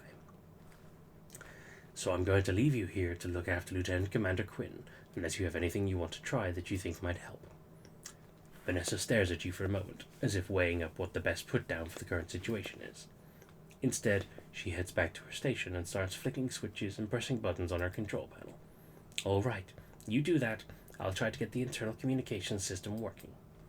Since the backups should work in a situation like this, maybe there's a way to get them back online. Get moving, or are you going to stand around and gawk whilst I get everything done myself? You inadvertently sigh loudly as you turn around and reach out into the crawl space, grabbing a rung and then placing your foot on one lower down. Hopefully I can get things back online with the chief and the captain's help. Just look after Lieutenant Commander Quinn until then, alright? Vanessa turns away from you, continue to adjust the inputs on the communication system. It's very weird doing all this without the music going. It actually seems to be effective. in like a weirdly spooky way. Yeah, sure. With that, oh, there we go. And then the music's back. With that, you lower yourself into the darkness, taking it one rung at a time. Once you pass the stationary elevator, you can feel the space you're in open up around you. Carrying on downwards, you reach behind you every so often to see if you can feel the catch system. Oh my god. She's sleeping on a pillow. If you can feel the catch system that would keep an access panel attached. After a few attempts to find it, your fingers eventually brush over a catch, and with some coercion, you manage to get it to release, causing the whole panel to fall off the wall behind you and clatter onto the floor of the central hub. Hell yeah. So cute. She's adorable. As you step out of the cruel way, a loud banging starts from nearby. You immediately reorient yourself to face the room, placing your hand on the electroshock weapon just in case. As you scan the room in the dim lighting, the banging continues, and you realize it's not coming from anywhere in the central hub, but one of the elevators. With your hand still hovering over your weapon, you slowly move towards the noise, trying to make as little sound as possible, hoping that whoever or whatever is making it doesn't know you're there. Despite the darkness, you can see that the elevator doors are open slightly, with an inch or so gap between the two doors. As you angle yourself to try and see what's inside, your question is answered. Hey, who's out there? Whoever you are, help me get these stupid doors open. Whole thing's jammed. You pause for a moment. You haven't seen Hansen since the other day outside your quarters. I know you're out there. I heard you. Get over here and help me get these doors open. Hey, what are you waiting around for? As Hansen continues to call out, you size up the situation. With the darkness of the room, you could easily come and go without him being able to tell that it's you. On top of that, it's unlikely that he'd be able to force the doors open on his own. Hey, come on, this isn't funny. Who's out there? Stop jerking me around. It's petty, but part of you almost relishes the idea of Hansen seeing how it feels to be trapped and unable to do anything. Haru, if you're messing with me, I'll kick your ass. Still, he's a member of the crew, and as a security officer, it's your role to keep them all safe, regardless of how much of a dick they might be. You take a breath and help him open the doors. Hold it for a second before releasing one long, constant sigh. Hey, I heard you. I know you're there. Get me out. All right, Ensign. I'll take the door on the right, you take the door on the left. On the count of 3, we pull. Great. Everyone on board into the Kaliki Coward. Figured you'd stop by here, find a nice little space to crawl up and hide in. Helping me out so we can trade places and you can ride it out until the action's over. You immediately begin to regret your decision. Cruis, do you want to get out of there or not? Whatever. All right. Here we go. 1, 2, 3. The two of you both heave against the elevator's doors, which shift slightly, but not enough for Hansen to get out. Okay, again. 1, 2, 3. This time the doors yield a little more to your efforts. After they open a few more inches, you step back to catch your breath, and watch as Hansen sticks his arm through the gap, but struggles to get any further than that. Once more, and we should have you out of there. Shame your girlfriend isn't here. At least she's got a backbone she could be putting into this. You freeze for a moment as all your muscles stiffen reflexively, and a wave of anger flows through you. Excuse me, Ensign. You heard me. She's the one of you two with any stones. If she hadn't been here to save you the other day, I'd have... You'd have what? I'd have... Think hard about your answer, Ensign. Give me the wrong answer, and you can try and squeeze that thick skull of yours through that gap without any more of my help. Forget it. That's what I thought. Now get ready. Alright, here we go. 1, 2, 3. It takes the two of you a few attempts, but finally you manage to push the doors open to the point where Hansen can make his way through the gap between the two of them. Free of the elevator, Hansen dusts himself down and looks around whilst adjusting his jacket. So what the hell's going on? What's happening to the ship? Why's everything stopped working? There should be backups or something, right? You pause for a moment. Despite having been on the bridge when everything went wrong, you probably have as much of an idea as Hansen would. Honestly, we've got no idea. I was on the bridge when it all happened. We made contact with the O'Brien. There was this flash. Then Commander Quinn had been knocked out. All the systems were offline, even the backups. I managed to get off the bridge using the maintenance crawl way. Now we're trying to figure out a way to reboot the computer to get everything back online. Just great. I knew this ship was a piece of junk the moment I stepped on board. You said you guys had a plan to get things up and running, yeah? Yeah, kinda. Great. You can handle that. I'm gonna go check on the crew. Have you seen Haru? No, I haven't run into them. Okay then. I'll try their quarters. With that, Hansen heads into the darkness towards the Foresight thoroughfare. He stops briefly, turning to face you. Lieutenant. Thanks, or whatever.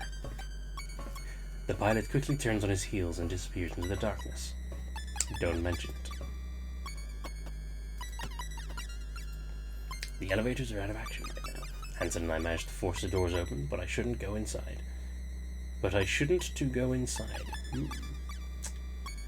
Knowing how these things work, the doors would shut on me once I got inside or something. So now we need to go to Foresight thoroughfare.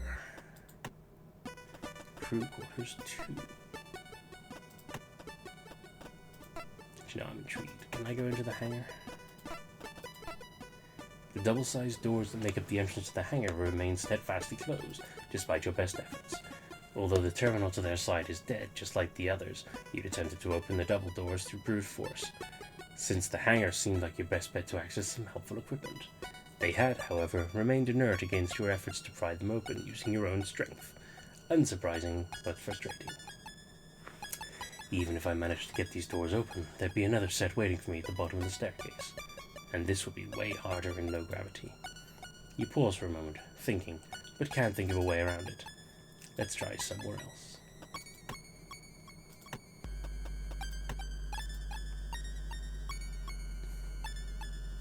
Even if I did get in there, it's all mechanically vended anyway.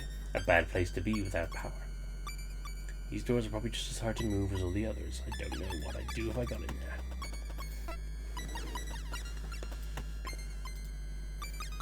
Chief's quarters, no way she's in there right now. She's probably in engineering trying to figure out 20 different ways to get the ship back online. Dr. Zaren's car. Captain's quarters. Standing in front of the door to Captain Bartomew's quarters, you instinctively straighten up, sticking your chest out and your shoulders back. You know that your access card doesn't have the encoded permission to allow you to access the captain's quarters, and even if it did, the terminal to the side of the door is as lifeless as the rest of the ship. Instead, you bang forcefully on the captain's door and shout, "Captain Bartomew, it's Lieutenant Finch. There's been a system failure and Commander Quinn is incapacitated. We need you to give the emergency input codes to restart the ship's central computer." After waiting for a few moments, you press your ear up against the door, seeing if you can hear any signs of life. From experience, you know that the crew quarters doors aren't as substantial as some of the other doors in the ship. It's not uncommon to know that the exact schedule of other crew members based on sound alone. "Captain, it's an emergency."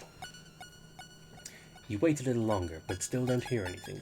Ugh, damn it. Slamming your fist on the captain's door in frustration, you turn back. You'll have to figure something else out.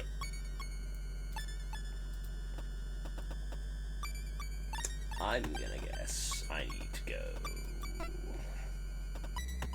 Can I get to engineering? Central hub. Actually, no.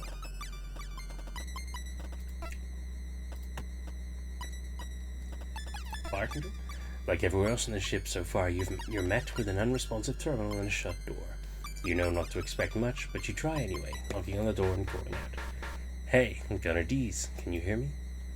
You wait for a response, but don't feel particularly worried when one doesn't come. Knowing Dylan, he's probably not realized anything has happened. I don't think he'd be much help even if he could hear me. At least someone's probably having a good time during all this. I'm sure he'd be at least vaguely aware, with all the screens going down and everything. Central hub. Gotta get to sickbay. The elevators are clearly out of action. I'll have to go get things back up and running before I can get Cassie to sickbay. So there's no way of crawling down there then. As you leave the central hub and enter the long corridor that comprises the aft thoroughfare, the first thing you notice is the sound of your steps on the metal flooring ringing out and echoing down the corridor. Normally the vibrations from the engines would dull the noise, and it would be barely perceptible over their low and steady rumble. You'd got to the point where you didn't even notice the constant noise down this end of the ship, But now that the corridor is silent, its absence hits you. The armory. I don't think there's going to be anything in there that will help me out. Even though the ship is locked down, I'm not sure trying to blow them open would be a good idea. I should be able to find the chief in engineering. If anyone can figure this out, it'll be her. Wait, so what? Is that a giant door that's saying I can't get down there? At the end of the aft thoroughfare, where the corridor would normally transition from corridor into the engineering department, instead you're met with a substantial blast door with the word engineering stenciled on it. You run your hand over the surface before rapping on it with your knuckles. Rather than the low ring which would indicate it being relatively thin, this door returns a higher pitch noise, indicating that it's significantly thicker than normal. Unlike the rest of the doors on this ship, which are designed as entrances and exits, you can tell that this one exists more to block off one section from the other. You instantly dismiss any thoughts of forcing it open. It's likely that even the contents of the armory couldn't shift it. After a minute or two of fruitlessly inspecting it, you shrug to yourself. The only thing you can do right now is hope that the chief is nearby. Hey, chief! You pound on the door with your fist, hoping that the sound makes its way through. Chief, can you hear me? You continue to pound on the door and yell, stopping every so often to hear if there's any kind of response. Chief, I'm out here! Chief! Hey! After a few minutes worth of attempting to make contact, you stop and flex the fingers on your right hand, cracking your knuckles to try and dismiss the comfort. Given the size of the engineering department, you begin to think about how close the chief would need to be to even hear you and the odds of that happening. Before you can resume your attempts through this, though, you hear a dull, repetitive thudding coming from the other side.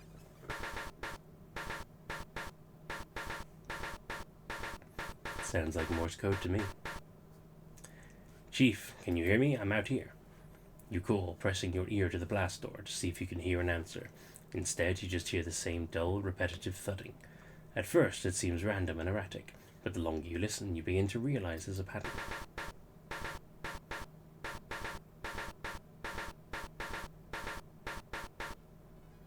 Unfortunately, I've forgotten my Morse code. Ah, that's great, but what does it mean? In defeat, you slam your fist against the door one more time. Chief, I don't know if you can hear me, but I'll try and find a way to get in there with you. At least I know someone's in there. There's got to be some way I can get in touch with them. Send them a signal. Maybe there's something I haven't thought of yet. An emergency communication system? Something that's not tied to the ship? Think. What do I have? A gun and a card. What was that banging? I feel like it was trying to say something. Don't think we're getting the armory.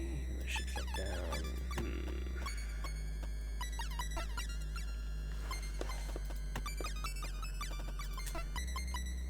Nope, I was gonna go back. No. I know the chief's in there at least. I've got to go some way to get in touch with her. Central hub. I was gonna go Foresight thoroughfare.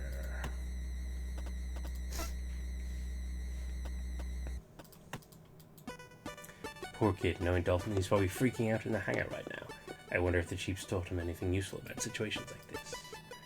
Even if Dylan's shift finished between when I last saw him and when the power went out, he probably would have been stuck there around in fire control. I don't know what Haru's duties were today, or where they'd be. Hopefully they went to the hangar early to get ready for their training exercises. That'd give Dalton some company at least. Where is Hansen anyway? I guess my quarters are the one place on this entire ship I can guarantee there's nothing helpful for this situation. I can enjoy a well-earned rest later. Interesting.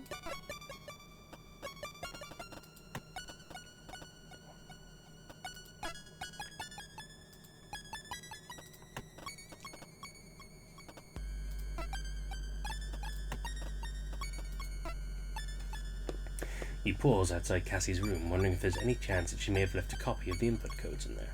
You don't dwell on this thought long, as a quick inspection of the terminal next to the door shows it's out of action, just like all the others. You're not expecting much, but it's always worth giving something a try, especially in situations like this. Captain. You bang loudly on the door a few more times. Captain? You wait a little while longer, but still don't hear any signs of life from the captain's quarters. What can she even be doing in there? I know the doctor's assigned her to bed rest, but how ill is she?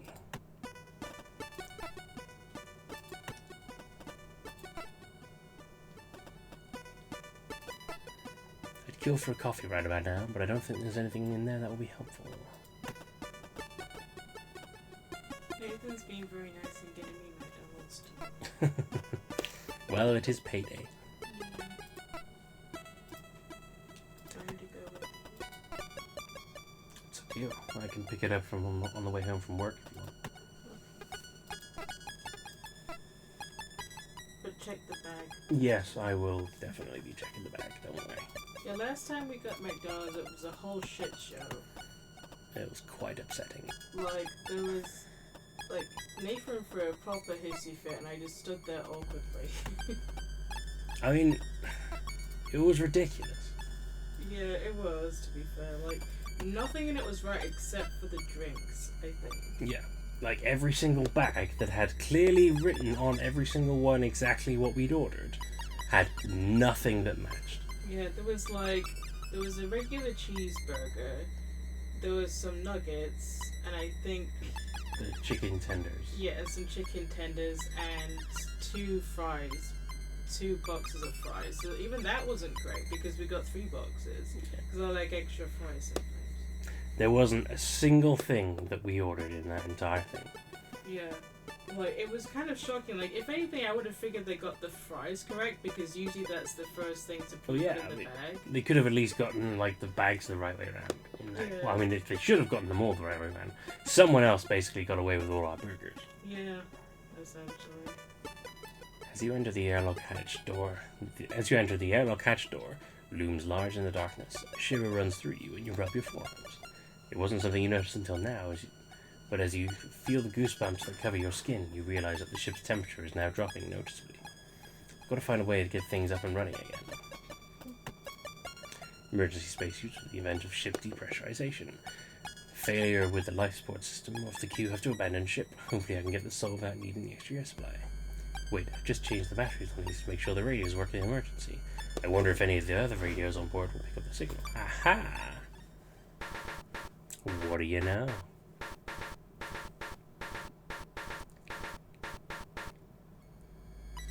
Ha! I bet that's what the chief was trying to tell me. Of course she'd come up with a plan like this before anyone else. Now let's see if I can reach her. You grab the handle on the suit's container and twist. The metal in your hand is noticeably colder to the touch than it was last time you were here. Once the lock is undone, you open the door and, bracing the suit with your left hand, grab the radio with your right.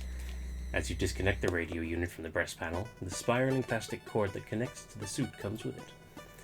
Turning the radio in your hand, you find where the cord connects and unscrew the attachment point, allowing the cable to spring back towards the suit. Excuse me. You quickly extend the telescopic antenna and flick the power switch, which causes the sound of whining static to fill the previously silent room. You slowly rotate the tuning dial, working your way through the frequencies until a familiar voice comes on the tiny speaker. An emergency broadcast from Chief Engineer Mackenzie Cathays on the JFS Gundog to any JFS Gundog crew members or any JCF ships nearby. The Gundog has suffered a complete systems failure, and assistance is needed to get them back online. I repeat, this is an emergency broadcast from Chief Engineer Mackenzie Cathays on the JFS Gundog to any JFS Gundog crew members or any JCF ships nearby. Yeah. Chief, this is Lieutenant Finch reading you loud and clear. I've managed to get an emergency radio from one of the suits in the airlock. I'm able to get around the thoroughfares into the bridge, but I can't get anywhere else. It took you long enough. What the hell has anyone been doing this whole time? You're just about to push the button to send your response, but the chief cuts in. Anyway, you're in touch now. That's what counts. You said you can get to the bridge, is that right? That's right. Then get back up there and get the captain to give me the input codes to access the main computer, so that I can get the ship running again. Slight complication, Chief. The captain's taken sick. She's not on the bridge. A classic Bartomuse. Then get back up there and get Lieutenant Commander Quinn to give me the input codes. She's out of commission too. She collapsed at the same time the ship's power went out. You release your thumb, allowing the chief to broadcast, but where you expected a swiftly delivered alternative, instead all you get is radio static. Chief? Nothing's ever easy, huh, Lieutenant? Who's currently on the bridge, then? That'll be Lieutenant Lord. Well, she's the commanding officer on board right now, I guess. You're going to want to get up there. I've got an idea, but it's not something I can authorize. You grip the radio tight. Your grip on the radio tightens as a sense of apprehension grows within you. You don't know what the chief has in mind, but if it requires authority of the ship's senior officer, you know that it's going to be something dangerous. Realizing you've been holding your breath since the chief's last message, you breathe out and push the button on the radio side to send your message. Copy that, Chief. Heading up there now. Radio in hand, you quickly make your way back to the airlock into the central hub, and then head straight for the maintenance spillway. It only takes you a moment of groping around in the darkness to find the ladder rung, before you're on your way back up to the bridge. As you climb, each rung that you grip is cold to the touch, and the air that you breathe has a brisk chill to it. You know what this means, but for the time being, decide to push that thought out of your head. You've got other things to focus on. The climb up seems a lot shorter than your original climb down, and you soon emerge back on the bridge. Vanessa swivels in her chair and paces over to you. So, did you get in touch with anyone? Kind of. You bring the radio up to your face so that the microphone is level with your mouth, and press the push to talk button with your thumb. Chief, I'm back on the bridge with Lieutenant Lord. Releasing the button, you walk past Vanessa, handing the radio over to her before heading towards Cassie. Vanessa looks from you to the radio with mild bewilderment before the chief's voice sounds out from the speaker. Lieutenant Lord, this is Chief Engineer Cathays. Can you hear? Do you read? As you kneel down by Cassie to check her pulse and temperature, as well as doing your best to tuck your jacket around her, the way the chief addresses Vanessa catches your attention. You hadn't heard the chief being that deferential towards anyone, even the captain. I hear you, Chief Cathays. Captain Bartolomew's and Commander Quinn are both incapacitated, so I'm in command of the gun dog until such a time as they can return to duty, understood? You frown slightly, hearing Vanessa assert her position over the chief like that. Although she is the ranking officer in this situation, you've not heard anyone on board pull rank in that way, especially on the chief, who you were under the impression enjoyed the respect of everyone on board, including Hansen and Haru. Yes, ma'am. Good. Now, have you got a plan, Chief Cathays? Or has Lieutenant Finch brought me this radio so we can have a chat about how nothing's working on your end either? As you stand and turn to face Vanessa, you catch the last few moments of a distasteful look she'd been making at you whilst your back was turned, and do your best to bite your tongue. Yes, ma'am. Lieutenant Finch has explained to me that both the captain and Commander Quinn are out of action, so I'm aware neither of them will be able to give me the input codes required to reactivate the central computer. We know that, Cathays. What's the solution? The only hope we've got right now is that the captain has copies of the documents that contain the access codes in her quarters. If someone can get in there, then they can get the codes and tell them to me, letting me reactivate the ship's systems. If we'd been able to get the captain's quarters, we'd have done that already. The whole ship's in lockdown and there's no way to get in there. You notice the slightest pause before the chief responds. You could be projecting, but you get the impression that she's just as fed up as you are. Not quite, ma'am. Although all the terminals and most of the hardware on the ship is dependent on the central computer, we've got a tool that we use when something needs to be disconnected from the system. We use it for maintenance or debugging, the PST or Portable Sub-Terminal. It's effectively a standalone power pack with a microcomputer built in that provides enough power to activate the hardware attached to a terminal. It'll let us get into the captain's quarters, and then from there we can get the codes to start the computer back up. So where is this PST? Oh, he's cuddled aside. She looks so comfy. And smelly yawns.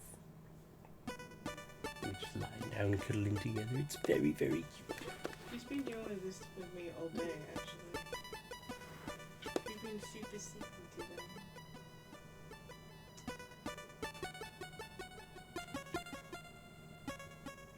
Get a couple of pictures because I have to. Did you get it? Yes, I did. Best viewers again. Oh my god.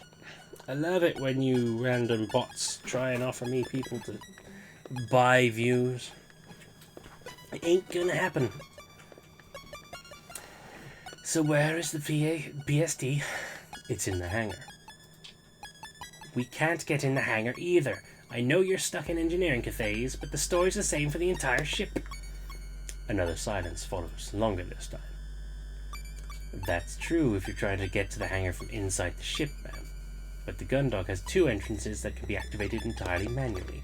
The main onboarding airlock and the hangar crew airlock. If someone left the ship via the onboarding airlock, they could make their way to the crew airlock for the hangar and re-enter there. Then they could get the PST and make their way through the ship as normal. I see. Correct me if I'm wrong, Chief Engineer Cathays, but aren't yourself and Cadet Grange the only crew on board qualified for extravehicular activity in space? What time did we have dinner? 5:30 Okay. or so. Why? Just checking so I know when to take another train. Okay. Yeah, would have been like 5:30, 5:45-ish. It wasn't very late. So obviously, I know it wasn't 6 o'clock. no, it was long before 6.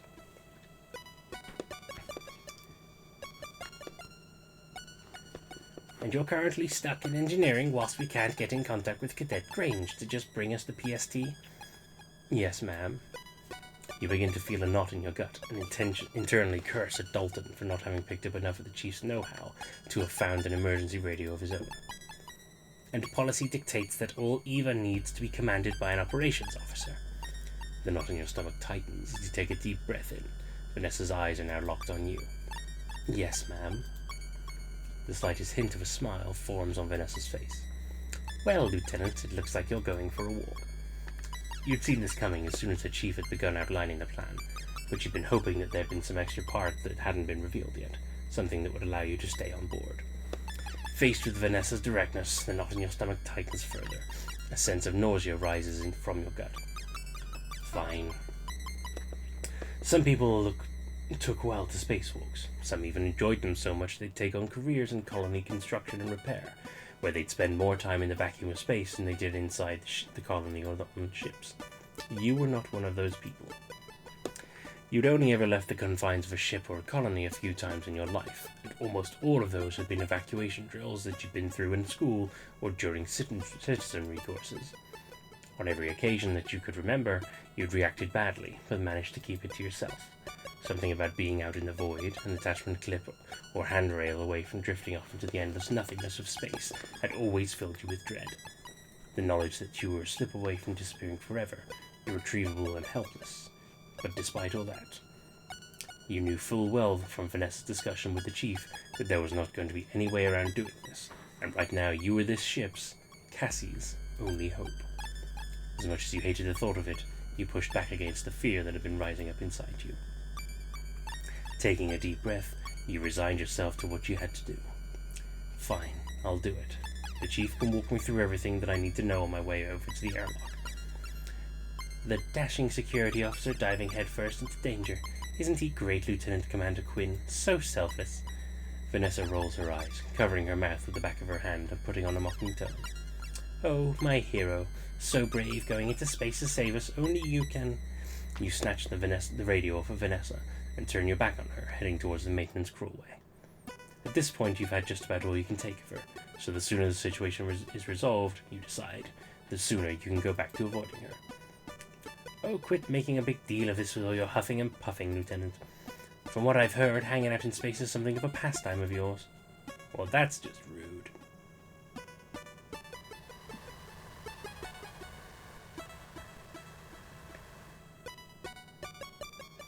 With that comment, you feel like your heart's dropped out of your chest. You quickly spin back to face Vanessa. Lieutenant. Reining in the flash of anger you just felt, you silently shake your head as you turn back around and grab hold of the first rung of the crawlway's ladder. Chief, I'm on my way to the airlock now. Walk me through what I need to know. Wait! With one hand still on the ladder's rung, you pause and turn around. Yes, Lieutenant Lord. You just about managed to ask through gritted teeth. Don't you think you're forgetting something? Doing your best to suppress the urge to scream that you can feel building inside your chest, you pause for a moment and stare at Lieutenant Lord, trying to puzzle out what kind of mind game she's playing. Lieutenant Lord, if there's... Before you finished your sentence... Vanessa rolls her eyes and turns on her heels, walking back over to Cassandra and squatting down. You almost yell out when Vanessa lays her hand on Cassie's hip, but you stop when you see her withdrawing a keycard from Cassie's skirt pocket. Holding it between her thumb and forefinger with a flourish, she waves it at you as she stands up and walks back over to you. The central computer can only be accessed by the captain or members of operations. Good luck getting in there without this. Vanessa casually tosses you the card, which you grab out of the air. You got Cassandra's keycard. You turn the card over in your hand a few times before pocketing it. But the chief said that the PST used the battery power to open. I can see what you and her see in each other. As if hooking up a battery to the door would get you around the ship's security systems. You're still going to need to have the right authority levels to get through. Honestly. At this point, your jaw is clenched so hard it feels like your teeth may crack at any second. But with the cold chill of the ladder rung reminding you just how dire the situation is, you turn your back around. Thank you, Lieutenant. You just about manage. Still there, Chief. I'm heading to the airlock now. Briefly, I must be right back, for I require a urination. Be back soon. Hello, puppy.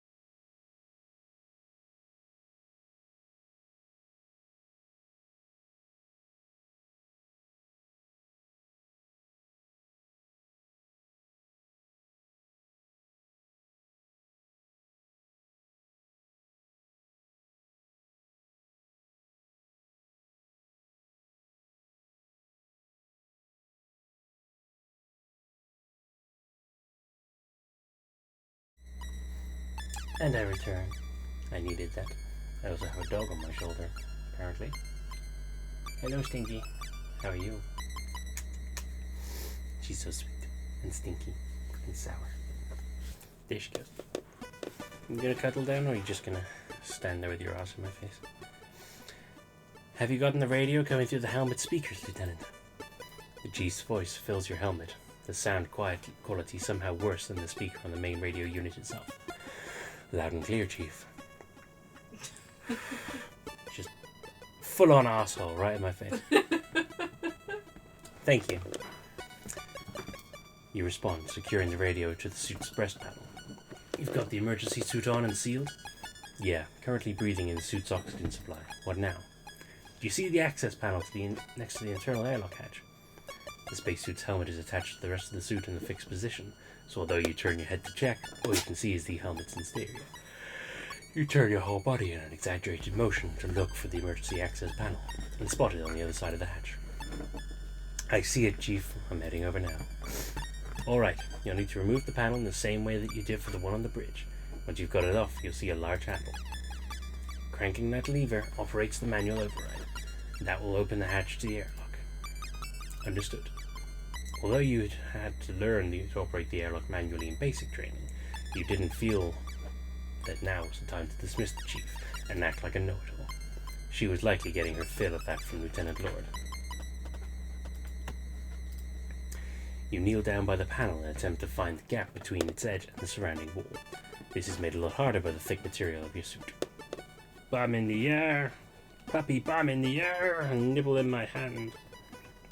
Yeah, got the belly. After a few attempts to find it, the tip of your glove catches on in the recess. You work your digits in more until you find the catch that you can squeeze. Oh, she's chewing on my hand. My mouse hand. The panel falls away from the wall and you take hold of it, placing it to the side. Underneath is a long handle marked emergency use only. Alright, that's the access panel out of the way. I see the handle. Good. Now you're going to want to turn it anti-clockwise and keep going until the hatch is open. Understood.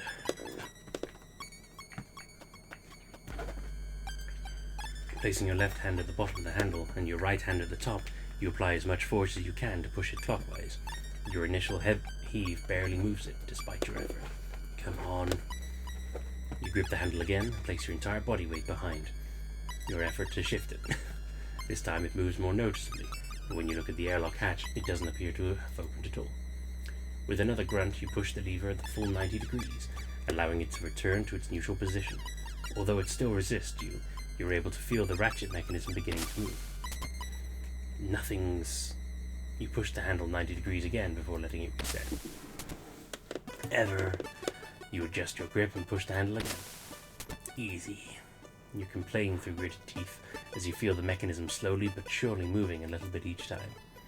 As you carry on this process of straining against the mechanism, you complete crank after crank.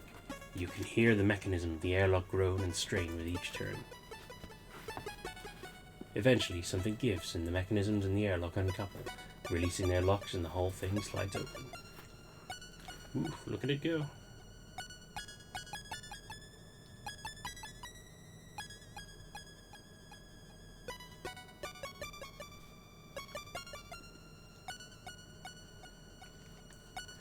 You can feel the sweat on your brow and curse that you'd put the suit on beforehand, preventing you from wiping it off.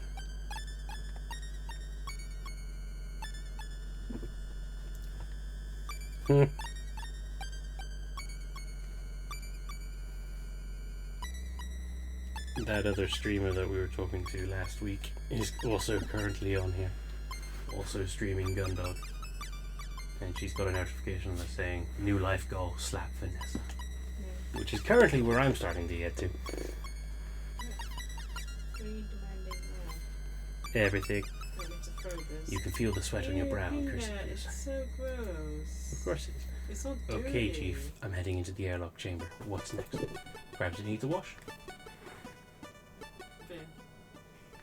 Yeah. Rub it in your face. You'll see a similar panel on the opposite end of the hatch inside the chamber. Same deal, but in reverse. It's so cute when she gives us her toys. It feels like the ultimate trust, like when she bears her belly. Yeah, it is. Makes sense, okay. Research Ninja, that's who I was talking to. I think she's currently ahead of me, so I better avoid that stream, otherwise I run the risk of spoiling myself. Once inside the airlock chamber, you spot an identical access panel and quickly get to work. Unfortunately, it's just as hard to close the hatch as it was to open it. Interior hatch is closed. Now what? You try to keep your breathing under control as the inside of your helmet begins to heat up, reminding you of another reason you've never been fond of them.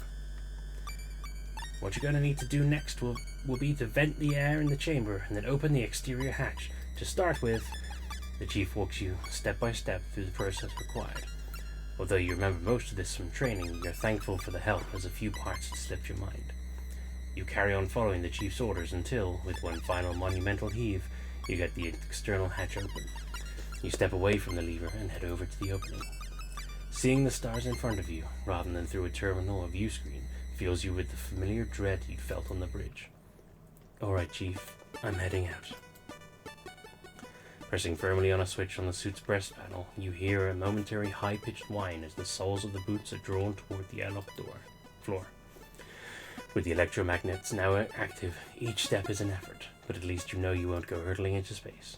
Oh damn, that's a screen. You place one foot right on the edge of the airlock hatch and stare out into the emptiness.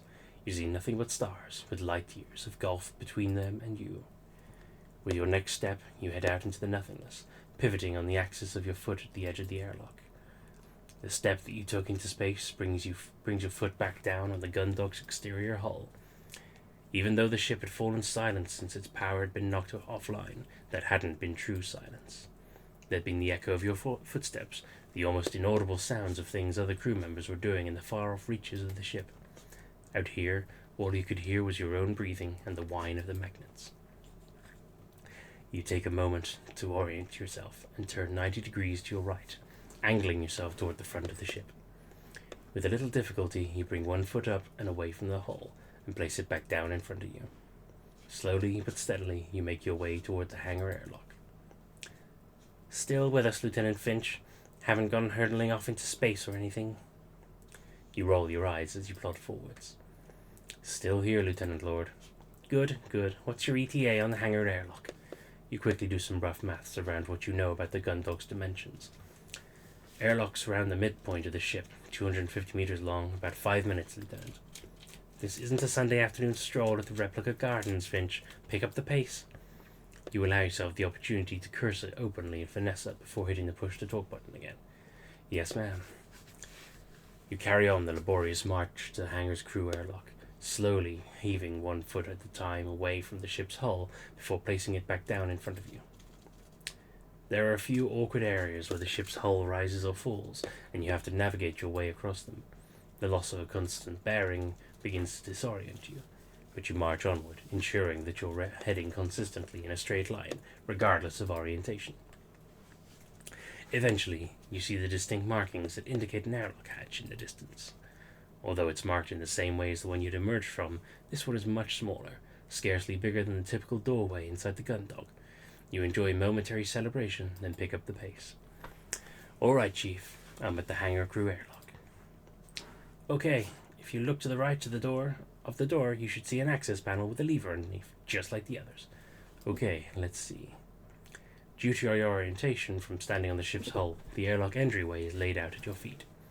You shift yourself to be able to look to the right and see the panel through which you head over to and squat down in front of, running your fingers around its edges to find the now familiar reset.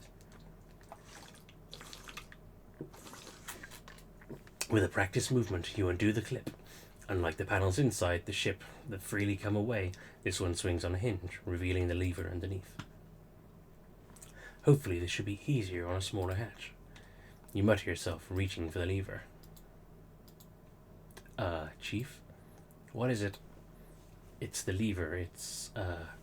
You run your hand a few more times over the lever, which is visible, but inlaid into the hull, perfectly level with its surroundings. Whereas you've been able to remove the panel cover by finding the recess, there was nothing like that here, making grasping the lever impossible. I can't get any purchase on it. It's completely flush with the hull. There's no way to grip it. Chief? Lieutenant Lord, do you know what the current security code is? Of course I don't. They're the emergency input codes. Only the captain or the second in command knows them. Why? Chief Engineer Cathays, I asked you a question. There's a moment of radio static, but you can hear the chief's sigh through the crackle and distortion. In order to gain access to an airlock from outside, you need to input the ship's security code into the number pad. It's an analog locking mechanism, but you still need that code. God damn it! God damn it, God damn it, God damn it, you miserable excuse for a captain. God damn you, Quinn, you absolute airheaded Hey, watch yourself, Lord. Oh, shut up, Finch. Because of your stupid bimbo girlfriend deciding that now's a great time to take a nap, I'm stuck on a dead ship running out of air. Trying to herd you knuckleheads around on stupid, pointless errands. Wow. Stow it. I'm not a big fan of this either, But right now, you're the best hope this ship's got. So if you could put a lid on the gigantic bitch act for a few minutes and help us figure out how to solve this, we can... How dare you? Another very good Johnism. I said stow it. 5 minutes, Lieutenant Lord. Then once I'm on board, I can handle the rest of it myself. Then you can go back to pretending you're the most important crew member. This is insubordination. I'll have... All right, you two, that's enough. Both you and Vanessa snap into silence with the chief's interjection. Before either of you can start up again, she carries on in a commanding tone. Lieutenant Lord, you know how long the security code is. Do you know the punishment for addressing a senior officer like that? No, ma'am, I do not. But if it gets Lieutenant Finch on board any sooner, I'll say it's worth it. Do you know how long it is? It's 4 digits. Thank you. Now, do you have any idea? Of course I don't have any idea. It's Quinn's responsibility to generate and set those kinds of codes. Oh, by the way, if you ever want access to my quarters, the passcode for the Luxor anniversary, it's pretty much the same passcode I use for everything. 0211. I think I might know it. What? I said I think I might know it. It's... You rack your brain trying to remember the date where you and Cassie first visited the Europa amusement park. It was...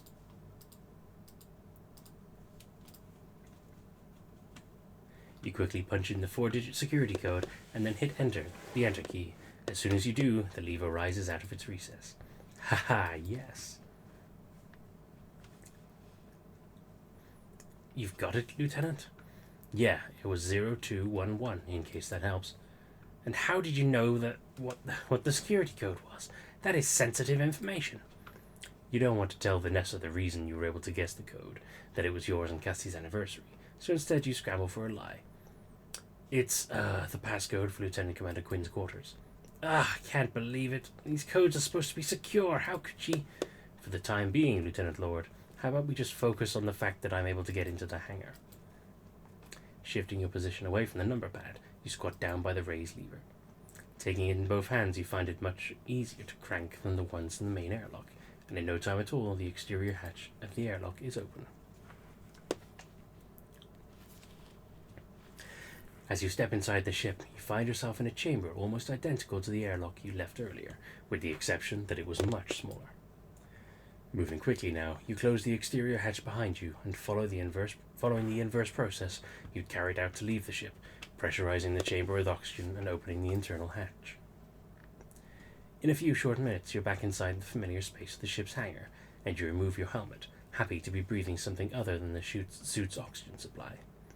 You then disengage the electromagnets before removing the suit completely, making sure to take the radio with you. Now unencumbered by its bulk, and in the low gravity of the hangar, you gently drift towards the equipment storage, the uneasy silence surrounding you.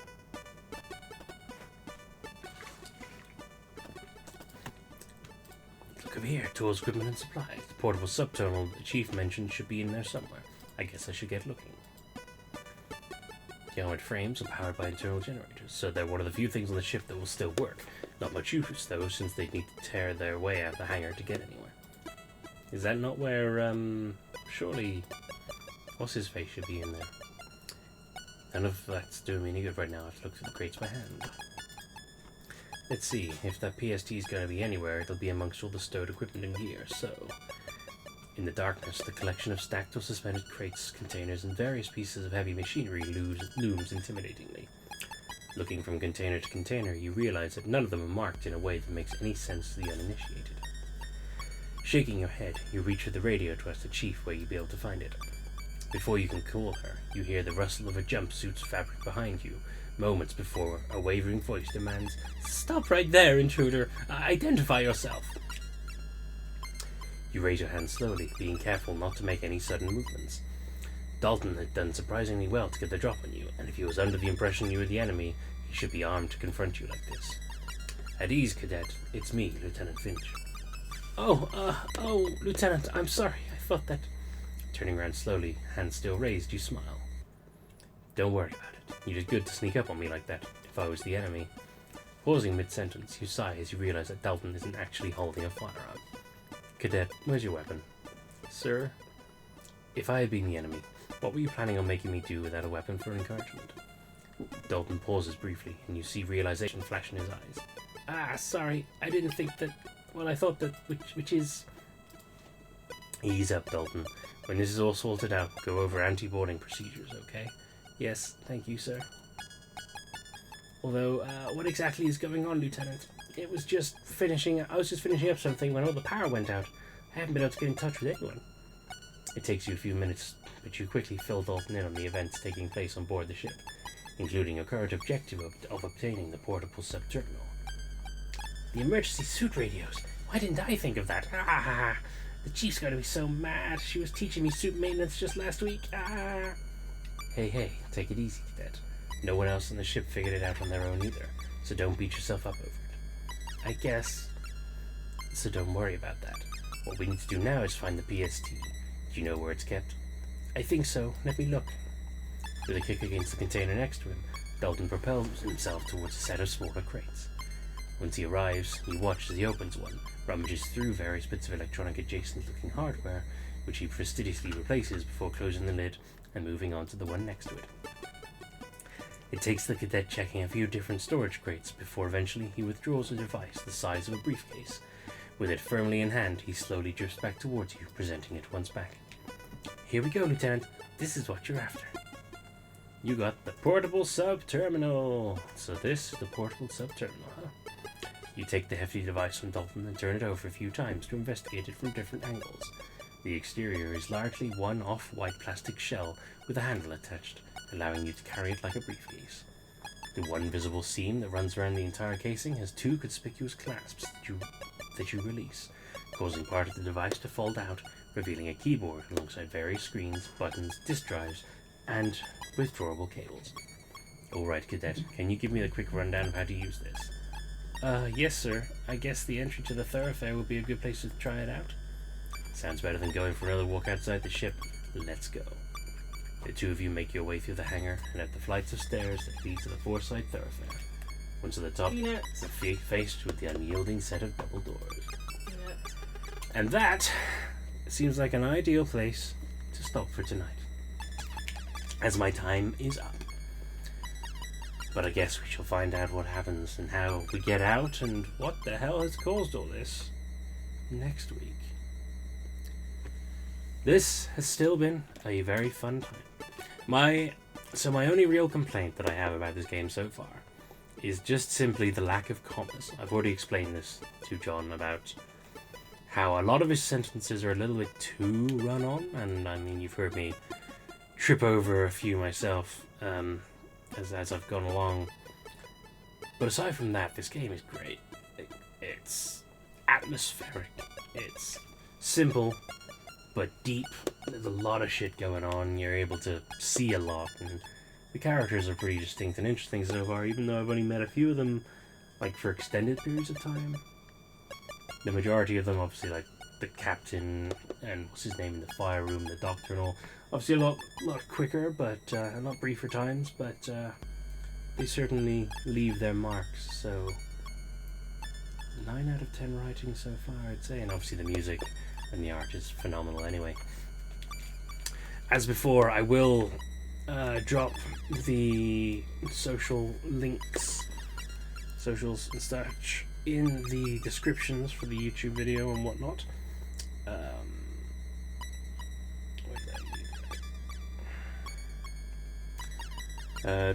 Obviously the writer for this is a good friend John Durham of Space Colony Studios. So please check that out. He can be found over at Blue Sky at Space Colony Studios. The artist is Butzman Savage, who can be found at K Butts Corner, which is KButzKorner.bsky.social. Yes, that is his name that I have been told to call him by. Butzman Savage. Let's poke Peanut in the eye, she was not phased. Oh yeah, she doesn't seem to care. Why do dogs not care about There's that? Boba T-Balls. And the composer is a man named Daniel, who goes by Flumby Dumby on Blue Sky, which is FLUMBEEDUMBEE.bsky.social. please go and follow them and check out their stuff and keep following them for more. Because as I mentioned last time, there will be more in this. This is part of a very long, overarching story that I know he has envisioned for this universe. So there will be more to come. So please check this out. It's available on Steam, Switch, PlayStation, Xbox, all of the good shit. Pick it up. It's well worth your time. Well worth the investment. And yeah. Also, thank you very much for watching. Do you have anything else you would like to add, Ben? No? Okay. In that case, I hope that you all have yourselves a good week. I hope that none of you are forced to make spacewalks unprompted, and that you don't get stuck in situations where all your power goes out, because God knows I've been through enough of that lately with my place. And yeah, I will see you either next Tuesday for some more Final Fantasy VII, or next Thursday for some more of this masterpiece. Possibly even this weekend, actually. I might do one of them on the weekend if I've got some spare time, just because I'm hooked on both, obviously. But yes, so until next time, bye-bye. Bye-bye.